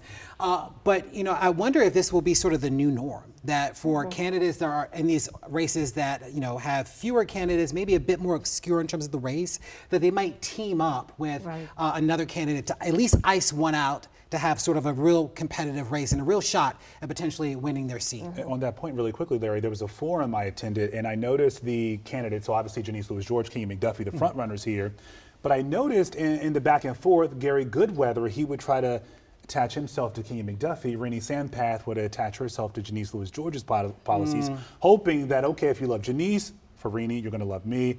Kenyon, if you love him, Gary Goodweather, maybe I'm your number two.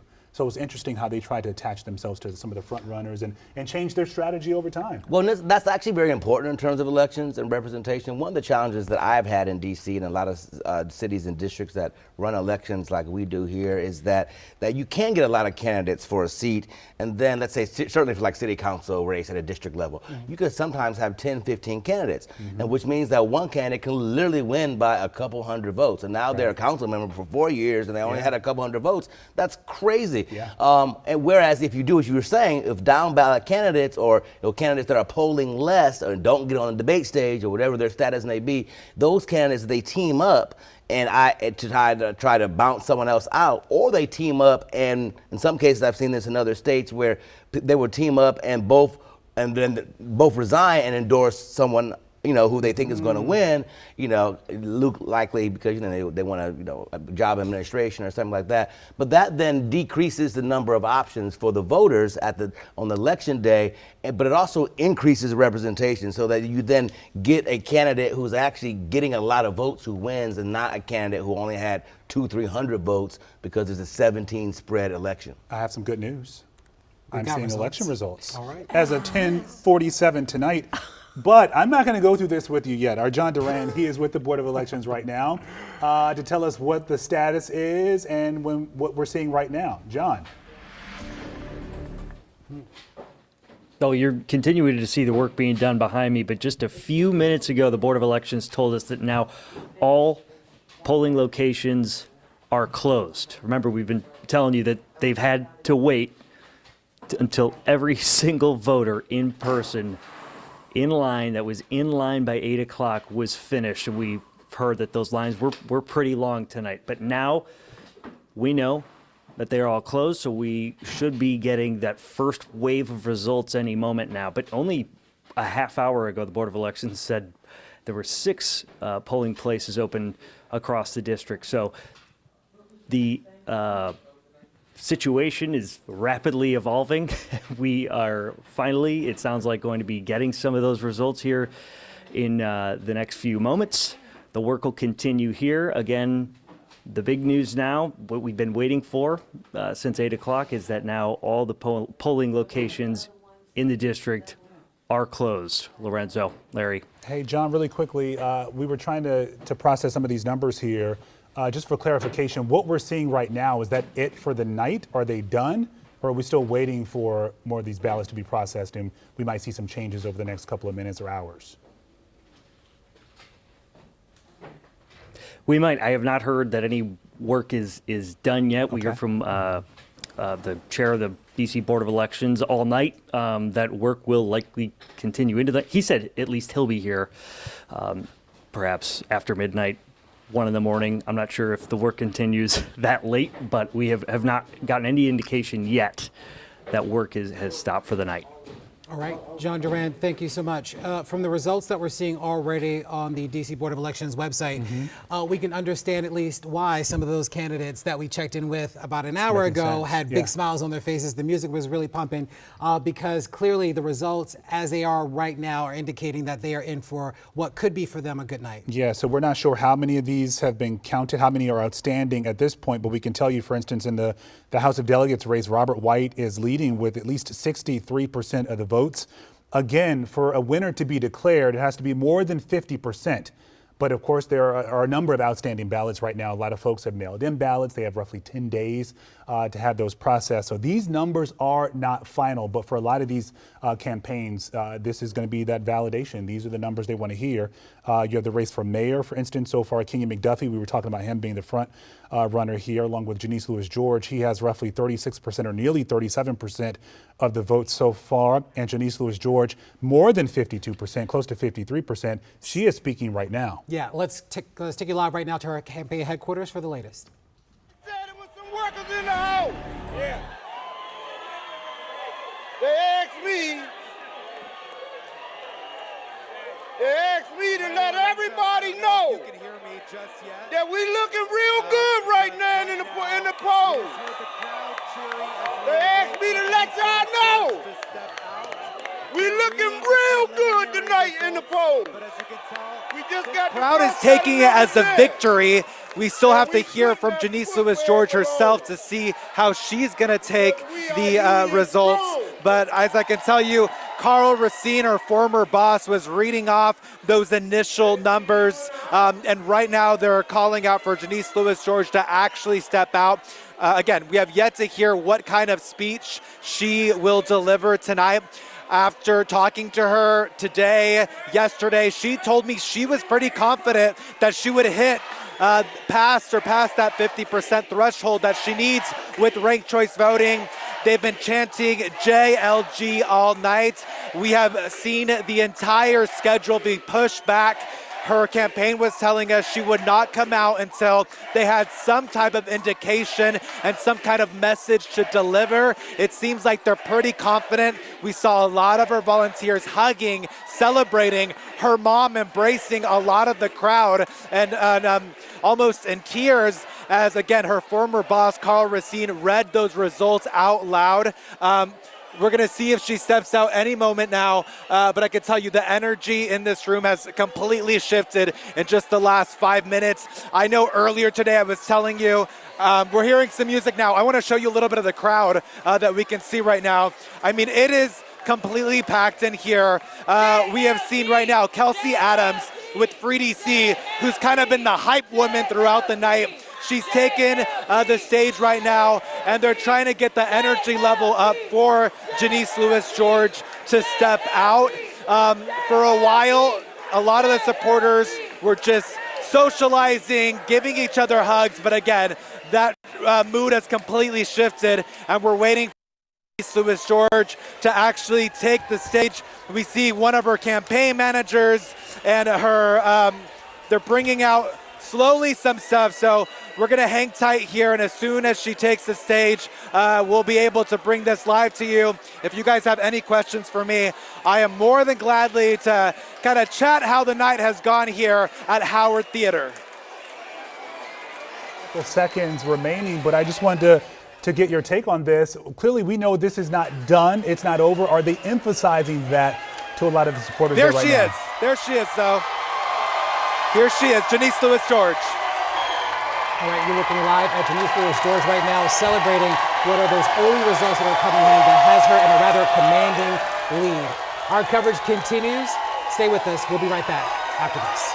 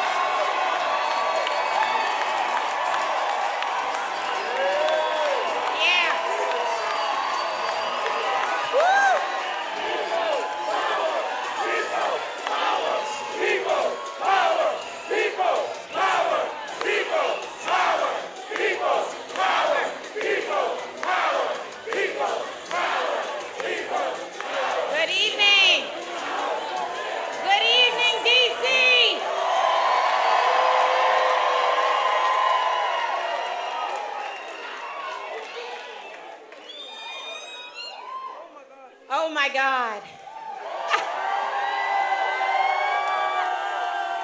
I'm feeling this moment with y'all. If there was ever any doubt, let it now be laid to rest. It is the people of DC who elect the mayor of DC.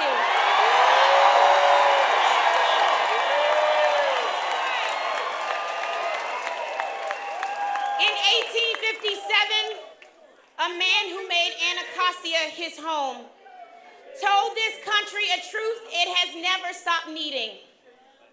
Frederick Douglass said that power concedes nothing without a demand. It never did, and it never will. Tonight, DC made its demand.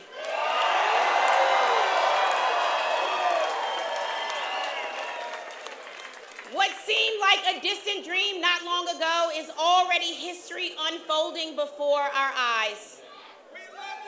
This moment is for those who refuse to surrender their hope in a government that works for all of us. Tonight belongs to the postal worker on the early route. The nurse coming off a double. The teacher buying classroom supplies out of her pocket. The child care worker who loves our babies all day, but still can't make ends meet. And our precious seniors of this city who watch this city change around her, yet refusing to be moved. It belongs to parents who organize walking buses to get our students to school.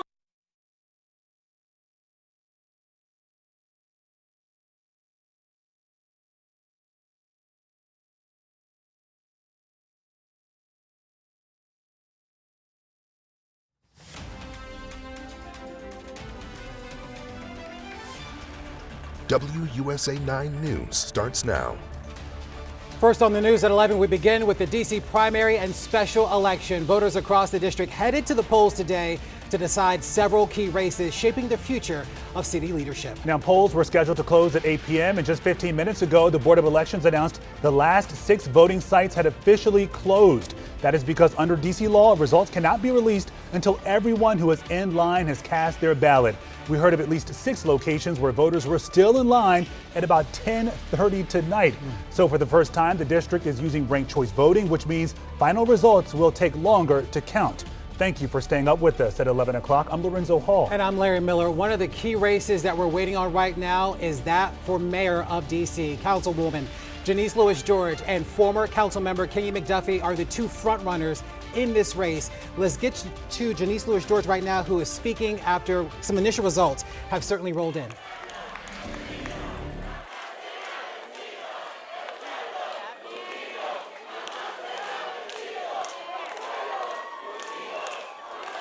All right, so it looks like she finished speaking. She took the stage about 5 minutes ago, and she was really getting her base excited here. Let's listen. It's not being made by me. I want to be clear. It's being made by all of us. Over the past year, we assembled the most diverse coalition in this city's history. United by a simple notion that government must put people first.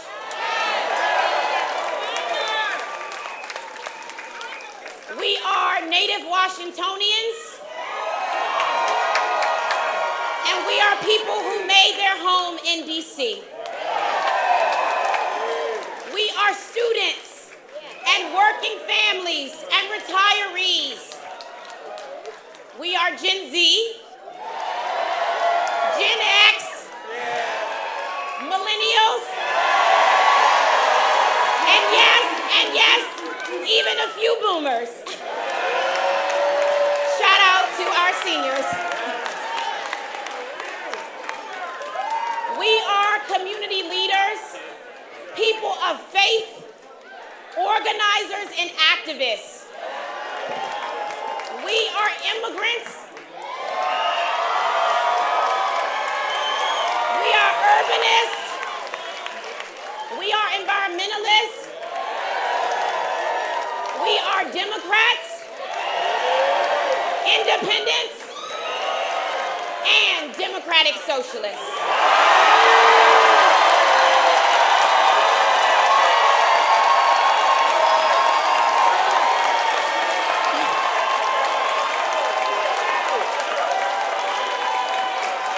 We are teachers and early childhood educators.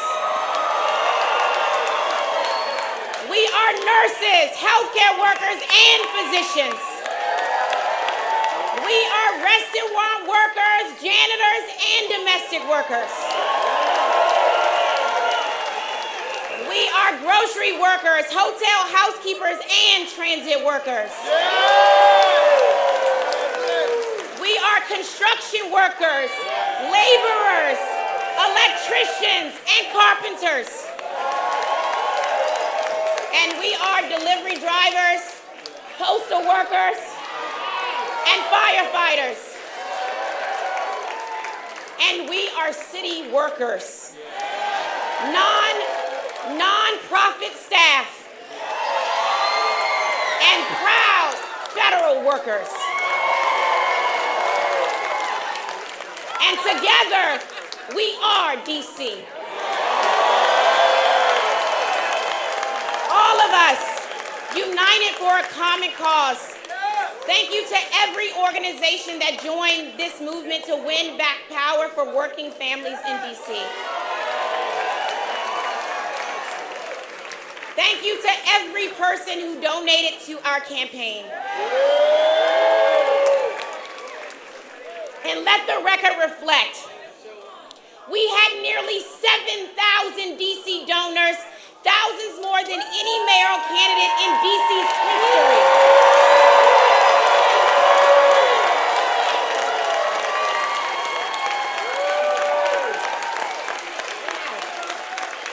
That's DC for you.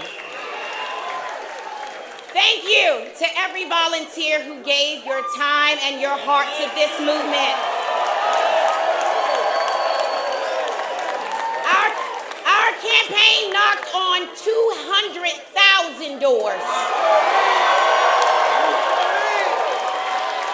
Thank you to every leader who endorsed our campaign. I am deeply proud that so many of our partners in public service chose to be a part of this movement. I thank you to my colleagues and my partners. Thank you to every single member of our campaign team. This was the most dedicated campaign DC has ever seen.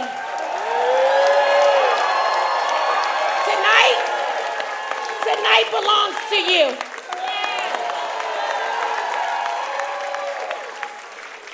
And thank you a million times over to my amazing family and friends. To my husband, Kyle. To my son, Piers. To my mom, Diane. To my sisters and my brothers. You have been my rock and my purpose through all of this.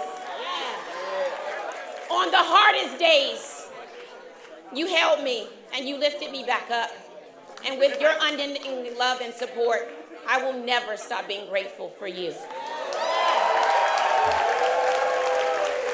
All right, you can see with 26% of the votes counted so far, Janice Lewis George has plenty of reasons to be excited tonight, but we should point out this is not done as of yet. A lot of the ballots still need to be counted. Absolutely. Remember, it's that 50+1 that is a critical threshold for someone to be declared the winner, and that will prevent us from going through multiple rounds of additional counting that will take place. But the results have been something that we've been waiting on for several hours now, and they have certainly come in a major tranche. Let's go to our Matt Gregory joining us now at the Big Bore. Matt, it looks like things are holding up the way that we anticipated based on polling that we had just days leading up to election night. Yeah, Larry, the flood floodgates opened and we started getting results. And let me show you why Janice Lewis-George, even though this has not been called yet, feels pretty confident she's in the driver's seat for this race. With 184,000 votes counted so far in the mayor's race, you're seeing she's got 53% of the vote. And to give you an idea of just where this compares to the last race, Muriel Bowser, 2022, 126,000 people voted in that Democratic primary compared to 185,000 so far. So if you're talking about enthusiasm for this race, you can see it right there. The voter turnout seems on the Democratic primary to be massive. And in another place where we're seeing this, another historic election right here, Robert White probably feeling pretty good right now. It's 63% of the vote with 180,000 votes counted so far, 21% to the challenger Brooke Pinto, both of them vying for that role, replacing Eleanor Holmes Norton. But where we might see the runoff start to play in is places like here in the council at large right here where, yes? Yeah, we'll get back to oh, yeah. Yeah, sure. Give us a second. We understand you mentioned that race for D.C. delegate. Robert White is speaking right now. It is, well, let's go to him. Yeah, his victory party or his party right now. Let's listen into that. For 36 years, D.C.'s warrior on the Hill, Congresswoman Eleanor Holmes Norton, fought for us when people told her to be quiet, to let it go, to wait her turn. She answered them with the words that became a declaration for this city: I will not yield. Congresswoman Norton, thank you. And I promise you that I will carry your legacy forward. I too will not yield on behalf of the people of Washington, D.C. I will not yield the fight for families drowning in the cost of housing, groceries, child care, and health care. I will not yield in the fight for workers who did everything right but lie awake at night wondering how it's all going to work. I will not yield for the people who have spent their lives waiting for a turn that never seems to come, because our turn will never come unless we demand it. Eleanor Holmes Norton understood that. The generations before us understood that. And before this night is over, I hope that every Washingtonian understands it too. We will not yield. I come from a family that knows what it means to wait our turn. 5 generations of Washingtonians who had so little but called this city home proudly. My grandfather fought in Korea for a country that still treated him as a second-class citizen when he returned. He worked at the old Bird's Eye Food Warehouse in Union Market before it was this Union Market. The warehouses eventually became valuable property. The people who worked in them became invisible. But my grandfather helped build this city, and so did thousands of Washingtonians just like him. My father was just a boy when he rode through the streets of D.C. filled with the fire and smoke of the '68 riots to pick up his mother, my grandmother, from her position as a nurse tending to folks caught in the chaos of Dr. King's assassination. They watched buildings burn outside their car window, but what stayed with my dad wasn't the destruction, it was the people. Neighbors checking on neighbors, churches opening their doors, Ben and Virginia Ali feeding both activists and police officers. Even while our city was burning, our people had already decided that the fire would not have the final word. My father never forgot that lesson. He learned that circumstances do not have the final word and taught me that lesson. My father believed that faith could help me see what was possible long before the world was willing to see it. So he rooted me in St. Augustine's Church just off of U Street, still scarred by those riots 2 decades later. He couldn't hand me success, but he gave me every opportunity he could. And he taught me to believe that my future was bigger than the limits other people imagined for me.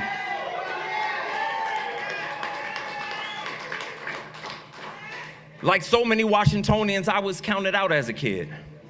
But at every stage in my life, when I could have fallen through the cracks, somebody in this city caught me. As a struggling student who needed some money, Midtown Barber Shop on Kennedy Street let me sweep floors for tips. The mothers of my friends became my mothers. And a congresswoman gave me a chance to work for my city as a young lawyer. At every stage in my life, somebody in this city reached out and pulled me forward. This city never gave up on me, and I will never give up on you.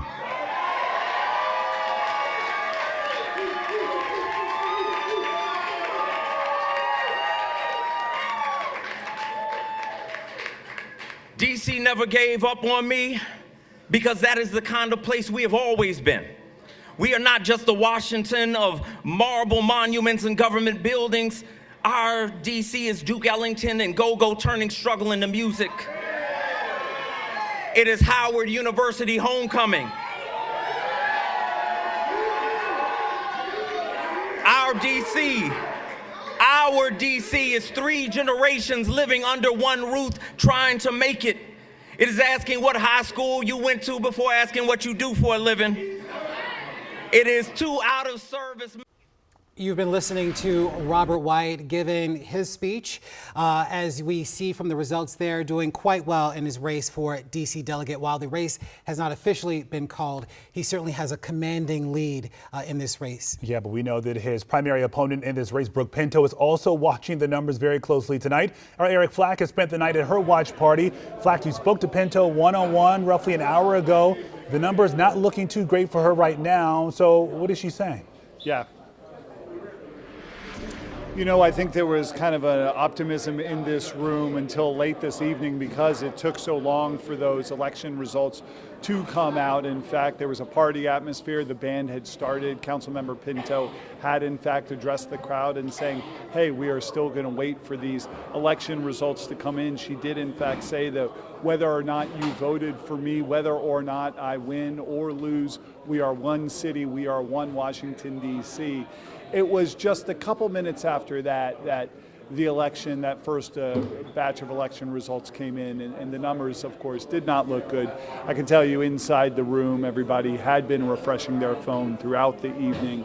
And once those election results did come in, that first batch, everybody started to come to grips with the reality that the election was not going in Councilmember Pinto's way.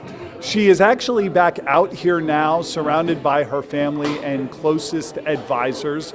She has a good attitude about her. I actually had the chance to talk with her just a couple minutes ago. I said, you know, how do you feel? She said, look, I couldn't have run any harder a campaign. She did, in her eyes, everything she could have done to win this delegate nomination for DC, to represent DC. And I asked her, well, what do you do now? She said, I go back to work tomorrow because we have a budget to pass on DC Council. She remains the Ward 2 council member representing DC.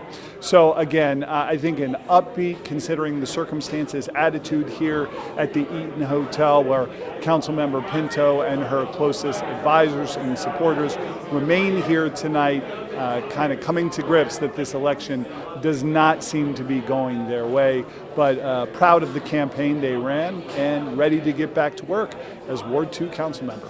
Guys, back to you. Listening to her speech a little earlier, and it sounded a bit somber, even before we started to see some of these results just a short time ago. Yeah, certainly the analysis then was that she was not giving a speech of a winner. Yeah. All right, Flack, thank you. All right, the other front runner for the race for mayor is former council member Kenyon McDuffie. Yeah, our Katie Lusso is live at his campaign event at the park on 14th Street in Northwest. So, Katie, what's the mood there at this hour? Yeah, well, the crowd has really started to thin out quite a bit. Kenyon McDuffie is no longer up here with most of his supporters. You know, he was here around 9:30 tonight, and he went up on the stage and he thanked everyone who was here. He said he knows full well that it could be quite a while before the official results are all counted and a clear winner is chosen. But this is a man who has more than a decade of political experience under his belt. 3 years as the at-large council member, 10 years as a Ward 5 council member. And it's not just political experience. He says that is what makes him the best for the job. He told the crowd he is the son of the district. He was a criminal prosecutor and a civil rights attorney for the Obama administration. He doubled down on his message that he would prioritize safety, affordability, and fighting to make sure the people of D.C. have a real say in the way D.C. is governed. Here's what his final message to his supporters was tonight. We're going to let these votes get counted. We're going to respect this process, but I want you all to know the fight continues tomorrow and every single day after it. With everybody here in this room behind me, we cannot go wrong. We will fight and deliver for all of D.C. Let's go. Let's get it done. Thank you all.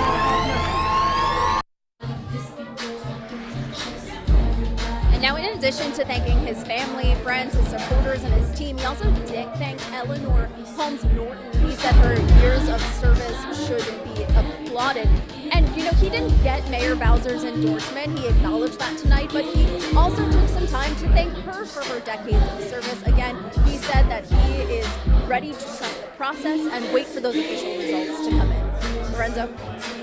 Okay, we know he'll be watching it again. This is not a done deal just yet, but still there's a bit of optimism in the air with the Team McDuffie. All right, Katie, thank you. So we know there were a lot of issues tonight when it comes to the votes being calculated, the results being released. Our John Duran is at the Board of Elections office tonight to give us some clarity and understanding about how this all worked out. Yeah, John, really the chief question, why did it take so long for us to start getting results? Well, Larry, Lorenzo, you're going to hear from Gary Thompson, the chair of the D.C. Board of Elections, just a minute here, but basically said there's a lot of voters that turned out. He said it was more than what he believes he saw in 2024 when there was, of course, a presidential election. There was a lot of voters. There was long lines at a lot of polling places, so people had to wait. We know that those polling locations didn't close until around 10:30 at night. We got the, or 10:45 rather, tonight. We quickly after that got the first wave of results. And I'll show you, because this room has just been busy all day. A single cog in the machine here of processing votes at the D.C. Board of Elections. They just called it quits only a few minutes ago. Very long day. They'll be back at it tomorrow morning.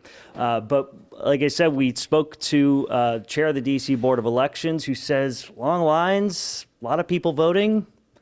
That's a good sign. It shows people care. It's a great sign. You know, people should come out and vote. And we've got a very interesting race here in D.C. I've lived here almost 40 years. I mean, you can just tell people are engaged. They want to participate. And, you know, people can wait until 6, 7 p.m. on the last day to vote. That's fine. You know, it just left a couple of lines to kind of finish up here at this point in the evening. We'll get the first results released as soon as we can. We did get those first results late tonight. A lot of significant information came with those results, but we know this is a process that could take days, maybe a little over a week to fully count, tally, process all these votes. We know that, as we've told you, mail-in ballots postmarked today, they have 10 days to count those up till June 26, Lorenzo, Larry. So still a lot of work here to be done. Yeah, a significant number of votes have already been counted. But again, as you mentioned, John, we cannot emphasize it enough. This is not done just yet, especially when you factor in ranked choice voting. Oh, absolutely. But certainly there's early data giving us a very clear picture of where how this things is going. potentially could go. John Duran, thank you so much. So let's check out some other key races that we're following for you tonight. Voters are deciding a special election to fill the at-large seat vacated by Kenny McDuffie as he runs for mayor, with Elisa Silverman right now with a rather commanding lead at 55% with 58% of the precincts reporting. That used to be her seat. She might get it back. All right, so voters are also choosing a new Ward 1 council member, with Brianna Nadeau announcing she is not running for a 4th term. And you can see right there, Aparna Raj leading right now with 46% of the votes in that race. All right, so let's get a look at the race for Ward 5 council member. Zachary Parker is the incumbent, facing off against Bernita Carmichael and Bridget K. French. Zachary Parker right now, a rather commanding lead, 76% of the votes with 67% of the precincts reporting. And Charles Allen is the incumbent in Ward 6. Here's a look at that race. We have Gloria Ann Nauden and Michael Murphy challenging him. But as you can see right here, with 63% of the votes counted so far, he has a commanding lead with 75% of the votes. And you know, we have extended coverage of this historic primary election in D.C., so we are staying on the air with you until midnight. We're going to take a quick break, reset. We'll be right back after this.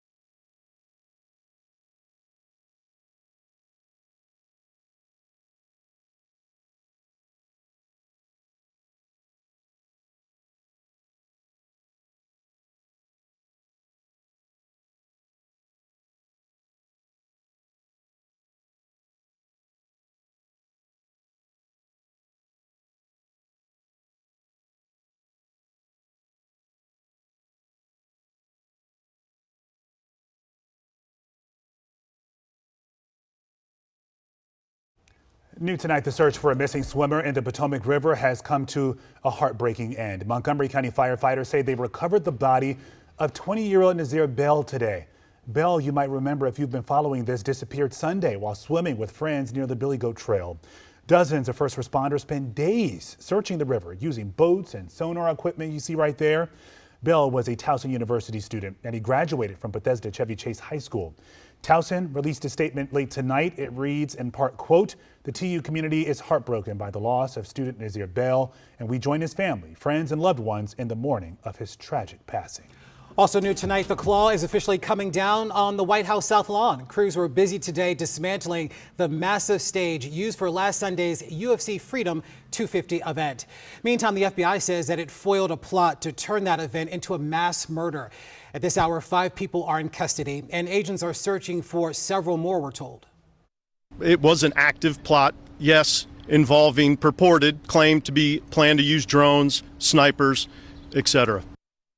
Investigators say the suspects talked about flying drones fitted with explosives over the UFC octagon, then shooting guests as they ran.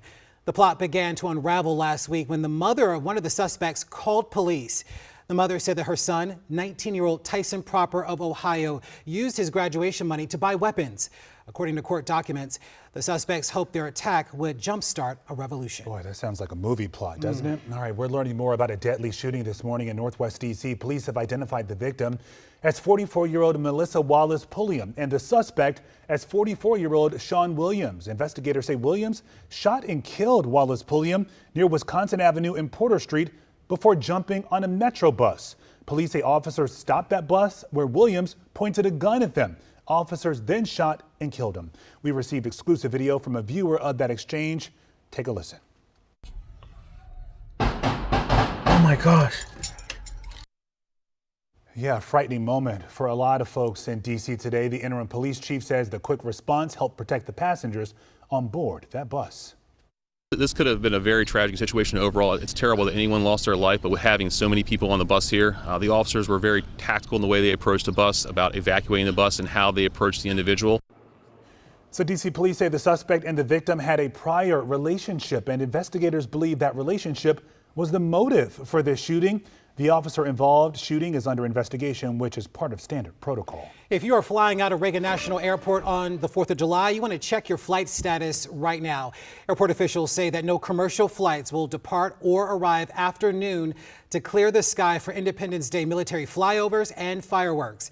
Some flights on July 3rd and the 5th will also be impacted as well. Well, Mayor Muriel Bowser of D.C. has named Dr. Kim Jackson as the interim chancellor of D.C. Public Schools. Jackson has been with DCPS since 2012 and most recently served as chief of schools. Now, she's going to lead the school system on an interim basis while the city searches for a permanent replacement, likely the job of the city's new mayor. Mayor Bowser says that decision, again, will ultimately be up to the next mayor. Longtime Chancellor Dr. Louis Farabee is stepping down at the end of this school year. Well, despite a $14 million makeover, the Lincoln Memorial Reflecting Pool is full of green algae tonight. So get a look at it yourself. You can see these large algae blooms that exploded over the past couple of days. A sheen of green even after crews drained the pool, painted the bottom blue, then refilled it. Today, videos posted online showing crews pouring chemicals into the water.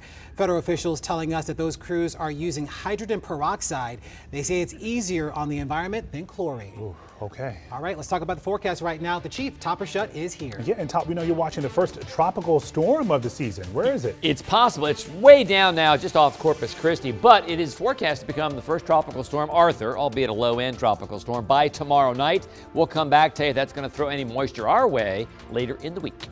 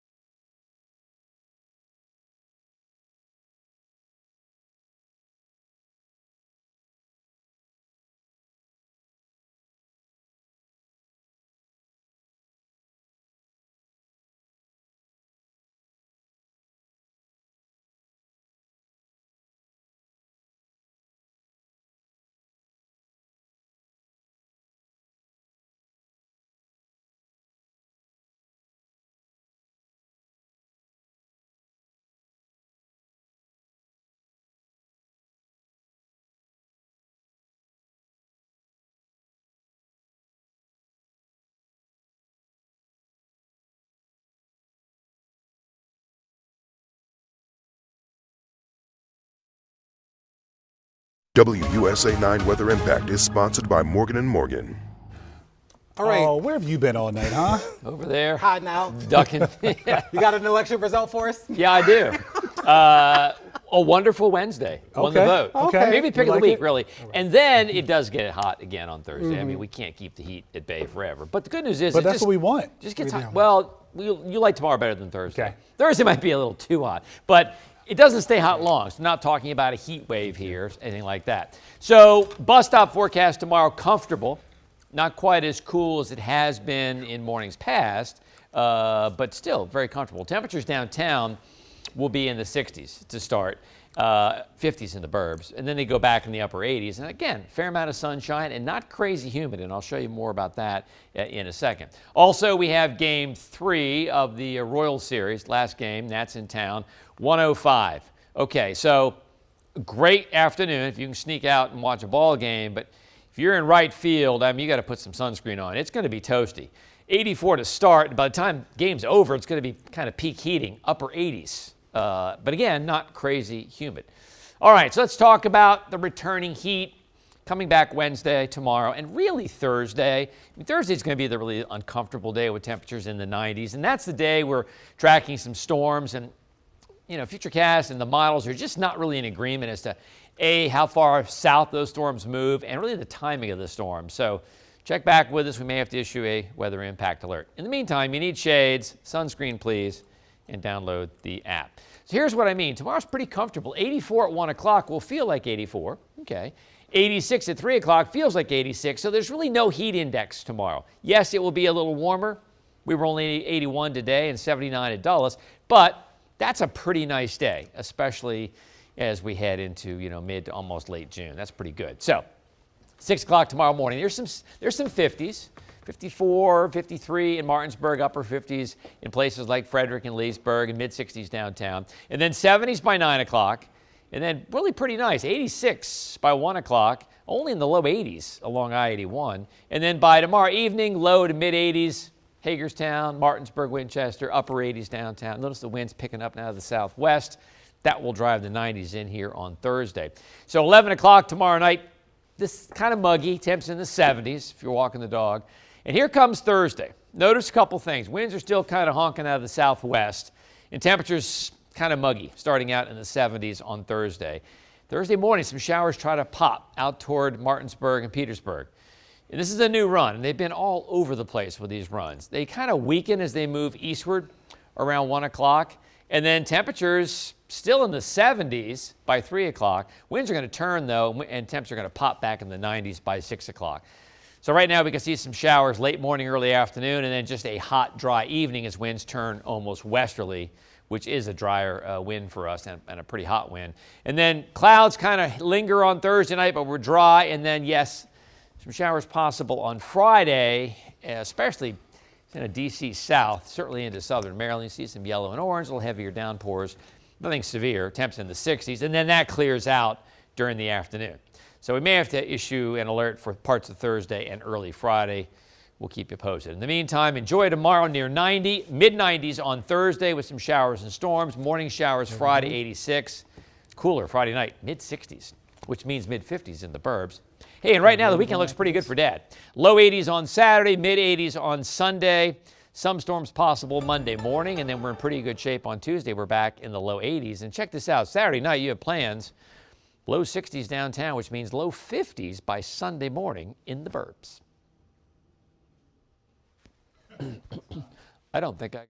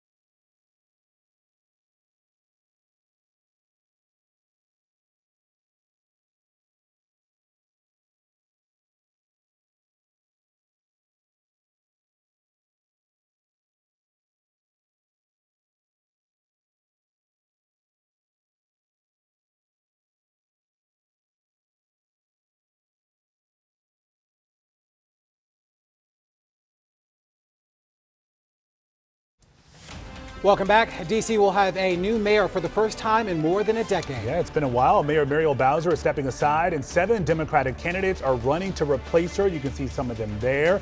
And the front runner in this race, you can see with 65% of the votes counted so far, Janice Lewis-George is the front runner. Our Rafael Sanchez-Cruz is live where her campaign is gathering right now at the Howard Theater in Shaw. Rafael, certainly a celebration there tonight.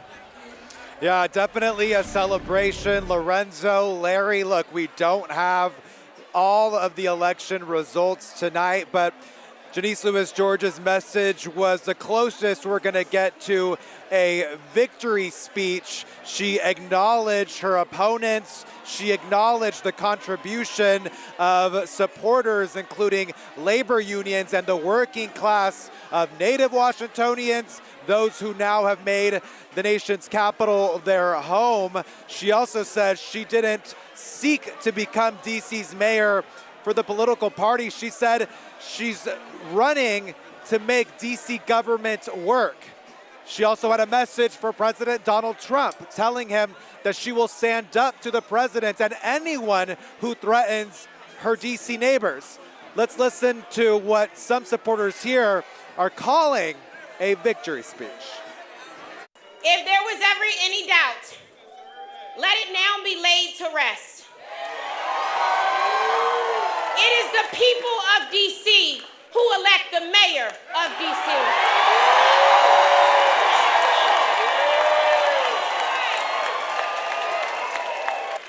What seemed like a distant dream not long ago is already history unfolding before our eyes. This moment is for those who refuse to surrender their hope in a government that works for all of us. Tonight belongs to the postal worker on the early route. The nurse coming off a double. The teacher buying classroom supplies out of her pocket. The child care worker who loves our babies all day, but still can't make ends meet. Yeah, you heard it there. So look, this is how the night's going to play out. Essentially, they're going to stay here at least until what they said was going to be 12:30. Right now, Janice Lewis-George is actually going to take questions from reporters. We're going to head over there. But again, guys, a huge celebration tonight, the closest that we will get to a victory speech. She told her supporters tonight, we celebrate, and tomorrow we organize. Live at Howard Theater, I'm Rafael Sanchez-Cruz. Back to you. Yeah, I mean, it's been a long night for those folks. They started gathering shortly before the polls closed at 8 o'clock, and you can still feel the energy in that room as we approach midnight. So you talk about organizing, Rafa. Do we have an idea of what that might look like moving ahead until this is all finalized? Yeah, look, today we actually met up with Janice Lewis-George during one of her stops, and we asked her, if you win, if you become the Democratic nominee, what happens after this point? She tells us she's already been working on a transition process. That means tapping people who have held seats in DC government, talking to current employees, former directors of agencies. She tells me, of course, we still have to have our eye on the general election that's coming up, but her focus really right now in the next 6 months is creating an entire team that she says she can be proud of. And again, I was caught by surprise to hear that she's already been working on this process while at the same time trying to win this primary election. So again, that's the part of the organizing that we're hearing. She emphasized a lot too that moving forward, it's going to be union leaders who are going to help her shape and make these decisions, because she wants her campaign and her cabinet to reflect the needs and the demands of Washingtonians who voted for her and those who did not vote for her. Lorenzo? Her speech a little earlier saying that, you know, together we are all DC. I feel like there was a bit of tension with these campaigns early on between maybe DC natives supporting King McDuffie and some of those newer DC residents supporting Janice Lewis-George. And she was essentially saying, I'll be the mayor for all of DC. That's right. And we heard a lot of the same messaging coming from Kenyon McDuffie and Janice Lewis-George, both highlighting that they are children of the district, a daughter of the district, a son of the district, both saying they will stand up to Donald Trump. Also, both kind of highlighting that they have a big tent. They have Native Washingtonians and they have transplants that really love and want to see DC progress. So I'm glad you mentioned that, Lorenzo, that despite having the contentious couple of months and weeks regarding this, leading up to this primary, we're hearing a lot of the same messaging, and that's what Karl Racine was hoping will happen moving forward, that people realize that there's a lot of cohesion and similar interests in both campaigns, and that they can move forward to really see the change that people have voted for, and what our commentators have been saying throughout the night, that this election cycle is really about changing the direction of the nation's capital, of Washington, D.C., of the District of Columbia. Raphael, you're right. This has been an election about change, and it's also been about sort of campaign styles as well. Yeah. What we saw from Kenyon McDuffie was a more traditional style of campaigning in terms of what we've seen in the past. And what we've seen from Janice Lewis-George really has been an aggressive ground game that has been largely reliant on social media and sort of drumming up a conversation to really get people thinking about her as really DC's next leader in the Wilson field. Raphael. Can you repeat that question for me, Larry? Well, he was essentially saying the campaign styles were, you covered both campaigns, Kenyon McDuffie, Janice Lewis-George, and their styles are just so different.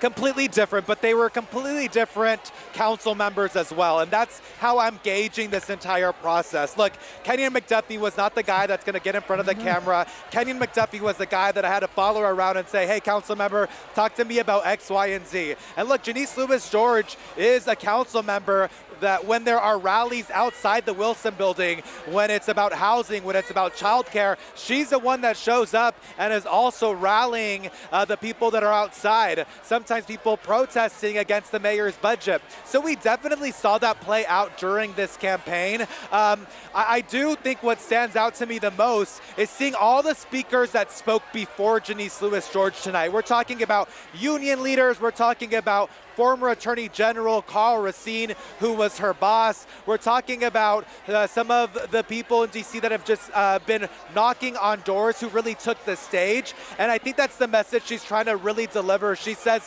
tonight, DC has spoken. Again, these are preliminary results. We don't have the full election results just yet, but she's really trying to drive that this entire campaign has been people first. She said it time and time again. And look, to be honest, I've been speaking to people at voting centers here in the room, and they're all saying the same. They felt that for some reason, Janice Lewis-George as a candidate was listening to them.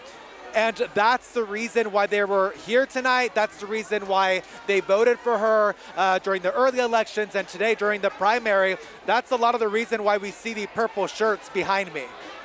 Oh, Raphael, thank you. You know what's interesting in all of this is that we now will likely, should things pan out the way that they are working out right now, we will likely have a mayor that identifies with confidence, that identifies as a democratic socialist. And when you think about the word socialism and socialist, that's often been sort of a bad derogatory word, whether on Capitol Hill or in anyone's state house or city house for that matter. And the fact that we now have politicians like Janice Lewis-George, like Zohran Mamdani, who are really leaning into this form of politics, it really does suggest that when voters want something different, that this is what the sort of difference that they're talking about. They're going after something radically different. And it was interesting. I wish we had that clip to play for you at home right now.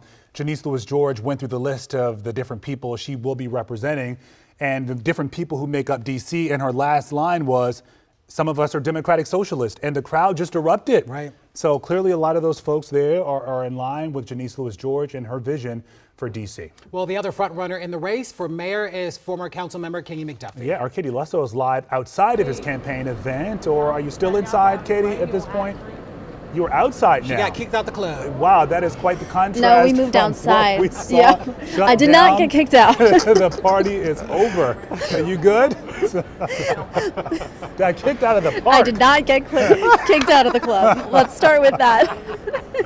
They are still up there. They've got the music going. It was so loud, as you heard before, so we decided to come outside so that maybe you could hear me a little more clearly. But no, we did not get kicked out. I will say we have not heard from Kenya McDuffie's team in about an hour and a half now.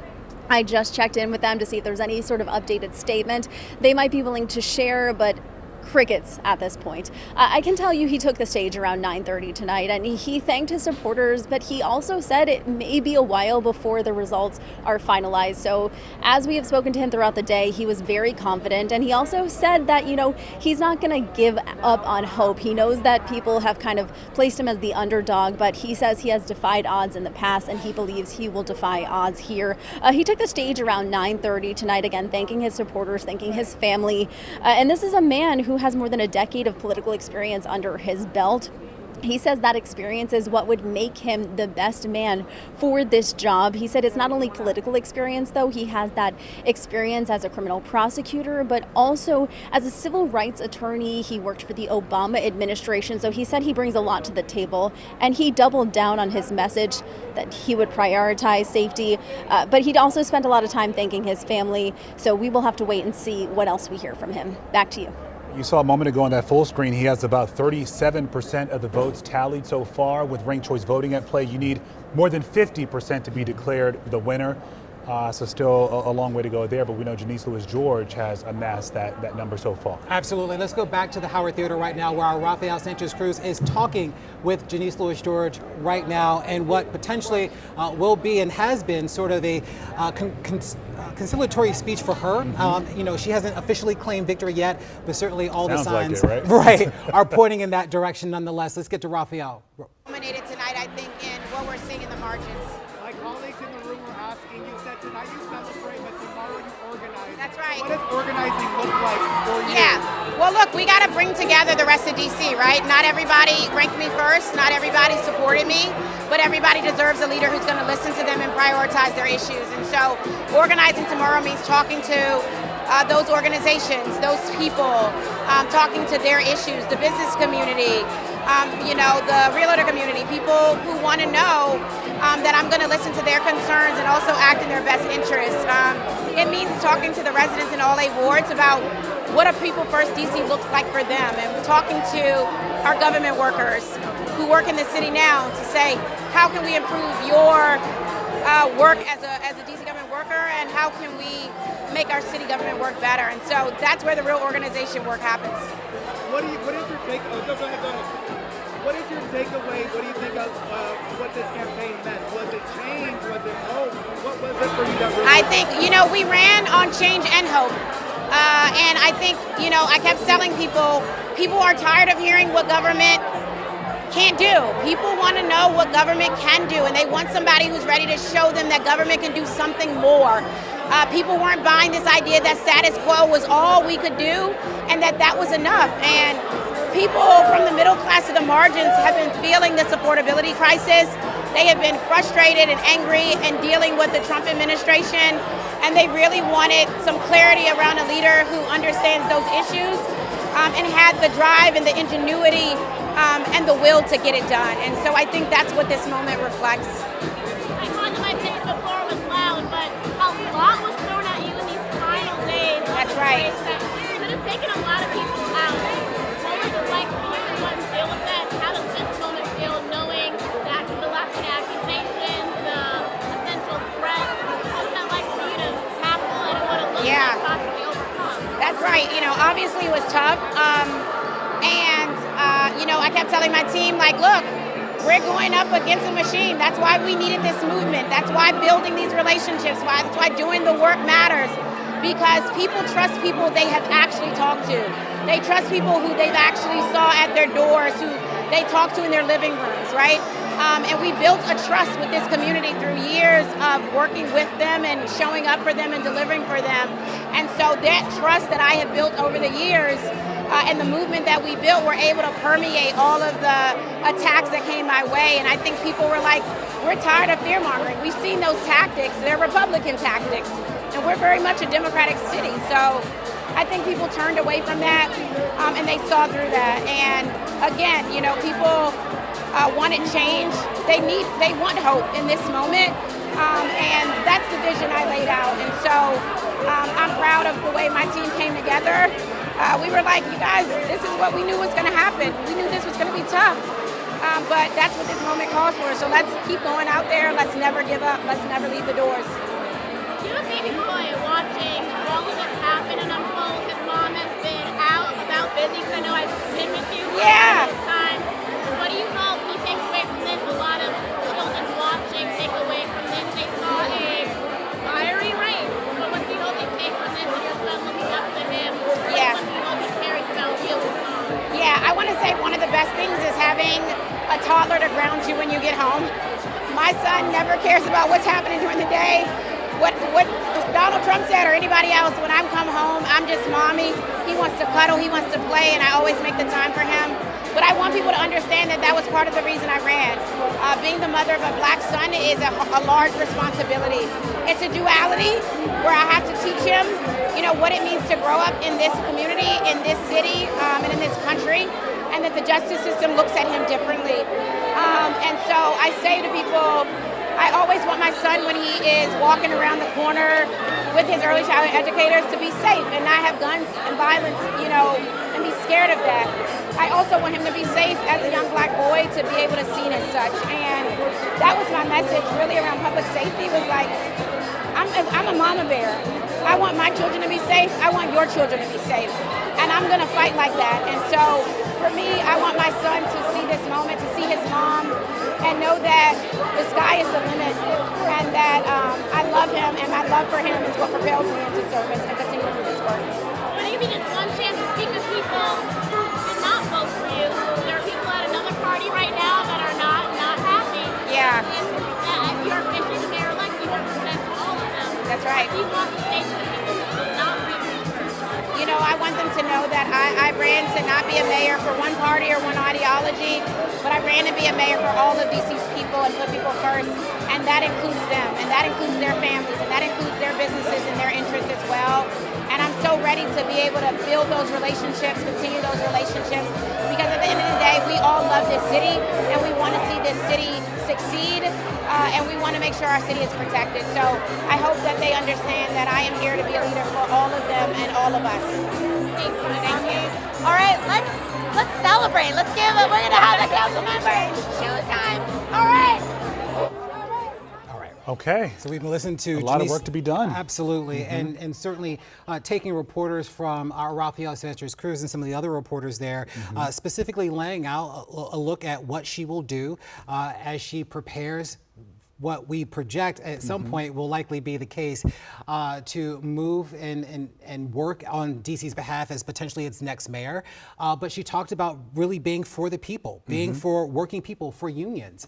And also talked about too the duality that she deals with as a mother, navigating rearing a child, but also what will likely be, based on the results that we're seeing now, this awesome responsibility that she will have in potentially leading DC into its future. And I thought it was interesting covering her on the campaign trail. You would often see her little son with her sometimes, and she'd hand him off to a relative or friend to watch. But she wanted to emphasize that women can do this job and still be a great mother at the same time, and also making sure that people have the appropriate child care that is needed. That has been a big sticking point of her campaign, a big effort of hers. Yeah. All right, so we talked about the race for mayor. As you know, we've been watching the race for DC delegate very closely. A lot of people wondering who's going to replace Eleanor Holmes Norton as DC's delegate to Congress. Well, things have been looking really good right now for Robert White, who has a rather commanding lead at this point. We have not officially called the race, but certainly all signs are pointing in that direction. Randy Hildreth joining us right now. Randy, we understand that Brooke Pinto has reached out to Robert White to congratulate him tonight.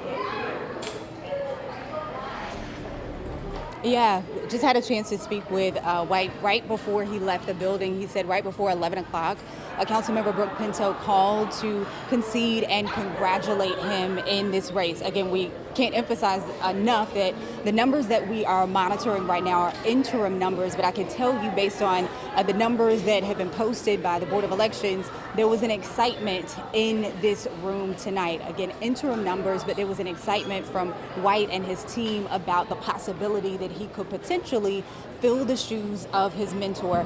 And I don't know if you guys are big music buffs, but his walk-up song to give his speech to his supporters tonight was "I Put On For My City" by Jeezy. And he talked about listening to that song over and over again through the course of his career, and talked about a lot of what that meant for his campaign, that he is a person for the people and a man of the city, a fifth-generation Washingtonian.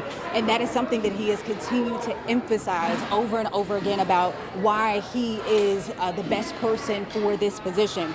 Now, in terms of what we saw tonight, his dad gave a prayer, and then, as I mentioned, he spoke to supporters tonight.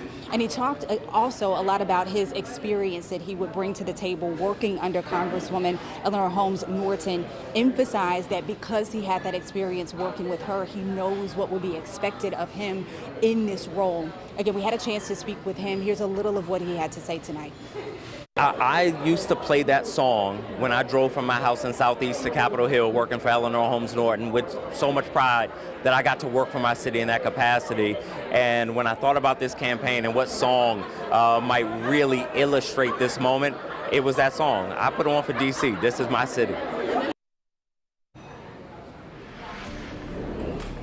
And when he talked about that, the fact that he is, a fifth-generation Washingtonian, the crowd here, more than 100 supporters, erupted in cheers. And so, again, we'll have to continue to watch how this plays out, but a lot of excitement for White's camp. I'll send it back to you. Okay, yeah, clearly a big night there with the Robert White campaign at the Point in Southwest D.C. Lots of reasons to be excited. We know, again, this is not final, it's not over, but there are plenty of reasons to celebrate. And we also have to emphasize Delegate Eleanor Holmes Norton here. Yes, leaving this role, stepping down after, when she does, 36 years as DC's delegate, DC's warrior on the Hill, as she's been called. So a lot of folks giving her flowers as well tonight. And Robert White has a special connection to the delegate. She is still the delegate, having worked for her. And one thing that you notice when Robert White was campaigning is that he never said anything that disparaged Delegate Holmes Norton, even though there was a lot of criticism about her state and her condition now, recognizing the fact that she is a woman advanced in age, but and that they were looking for some change. He was very conciliatory and always acknowledged with respect the impact that she has had on politics and advocating for DC residents. And even remember when she wouldn't step down, she was still in the race. Yes. She wanted another term as DC's delegate. So a lot of these candidates, they jumped in, but they had to do so delicately. Oh, it's such a delicate still one. respecting her and also, encouraging her to step down, which she ultimately did. But the interesting op-ed that we got was from Donna Brazile, a former staffer, a longtime force on Capitol Hill, who really made a plea to her in that op-ed, calling for her to step down, acknowledging the impact that she's had on Capitol Hill and in DC, but also recognizing too that the torch needed to be passed to the next generation. Especially now with the president and also members of Congress really interfering with DC's affairs. So we will see what happens in that race as we continue to watch the votes get counted. Absolutely. All right. The other front runner has been for the race for mayor has been Kenny McDuffie, whom we've talked with our Kitty Lusso about moments ago. We want to talk about some of the other races because there were a lot of them. As we talked about using ranked choice voting, we know that voters are choosing a new Ward 1 council member, with Brianna Doe announcing she is not running for a fourth term. We also know that we have the Here are the results for that. 47% of the votes are going to Aparna Raj, with 60% of the votes counted so far. All right, let's get to the race for council member for Ward 5. We know that Zachary Parker, the current incumbent right now, has a rather commanding lead with 76% of the votes in right now, 67% of precincts reporting. He actually been posted on Instagram just moments ago, offering his thanks to all of the voters that turned out for him and his plans for the future should he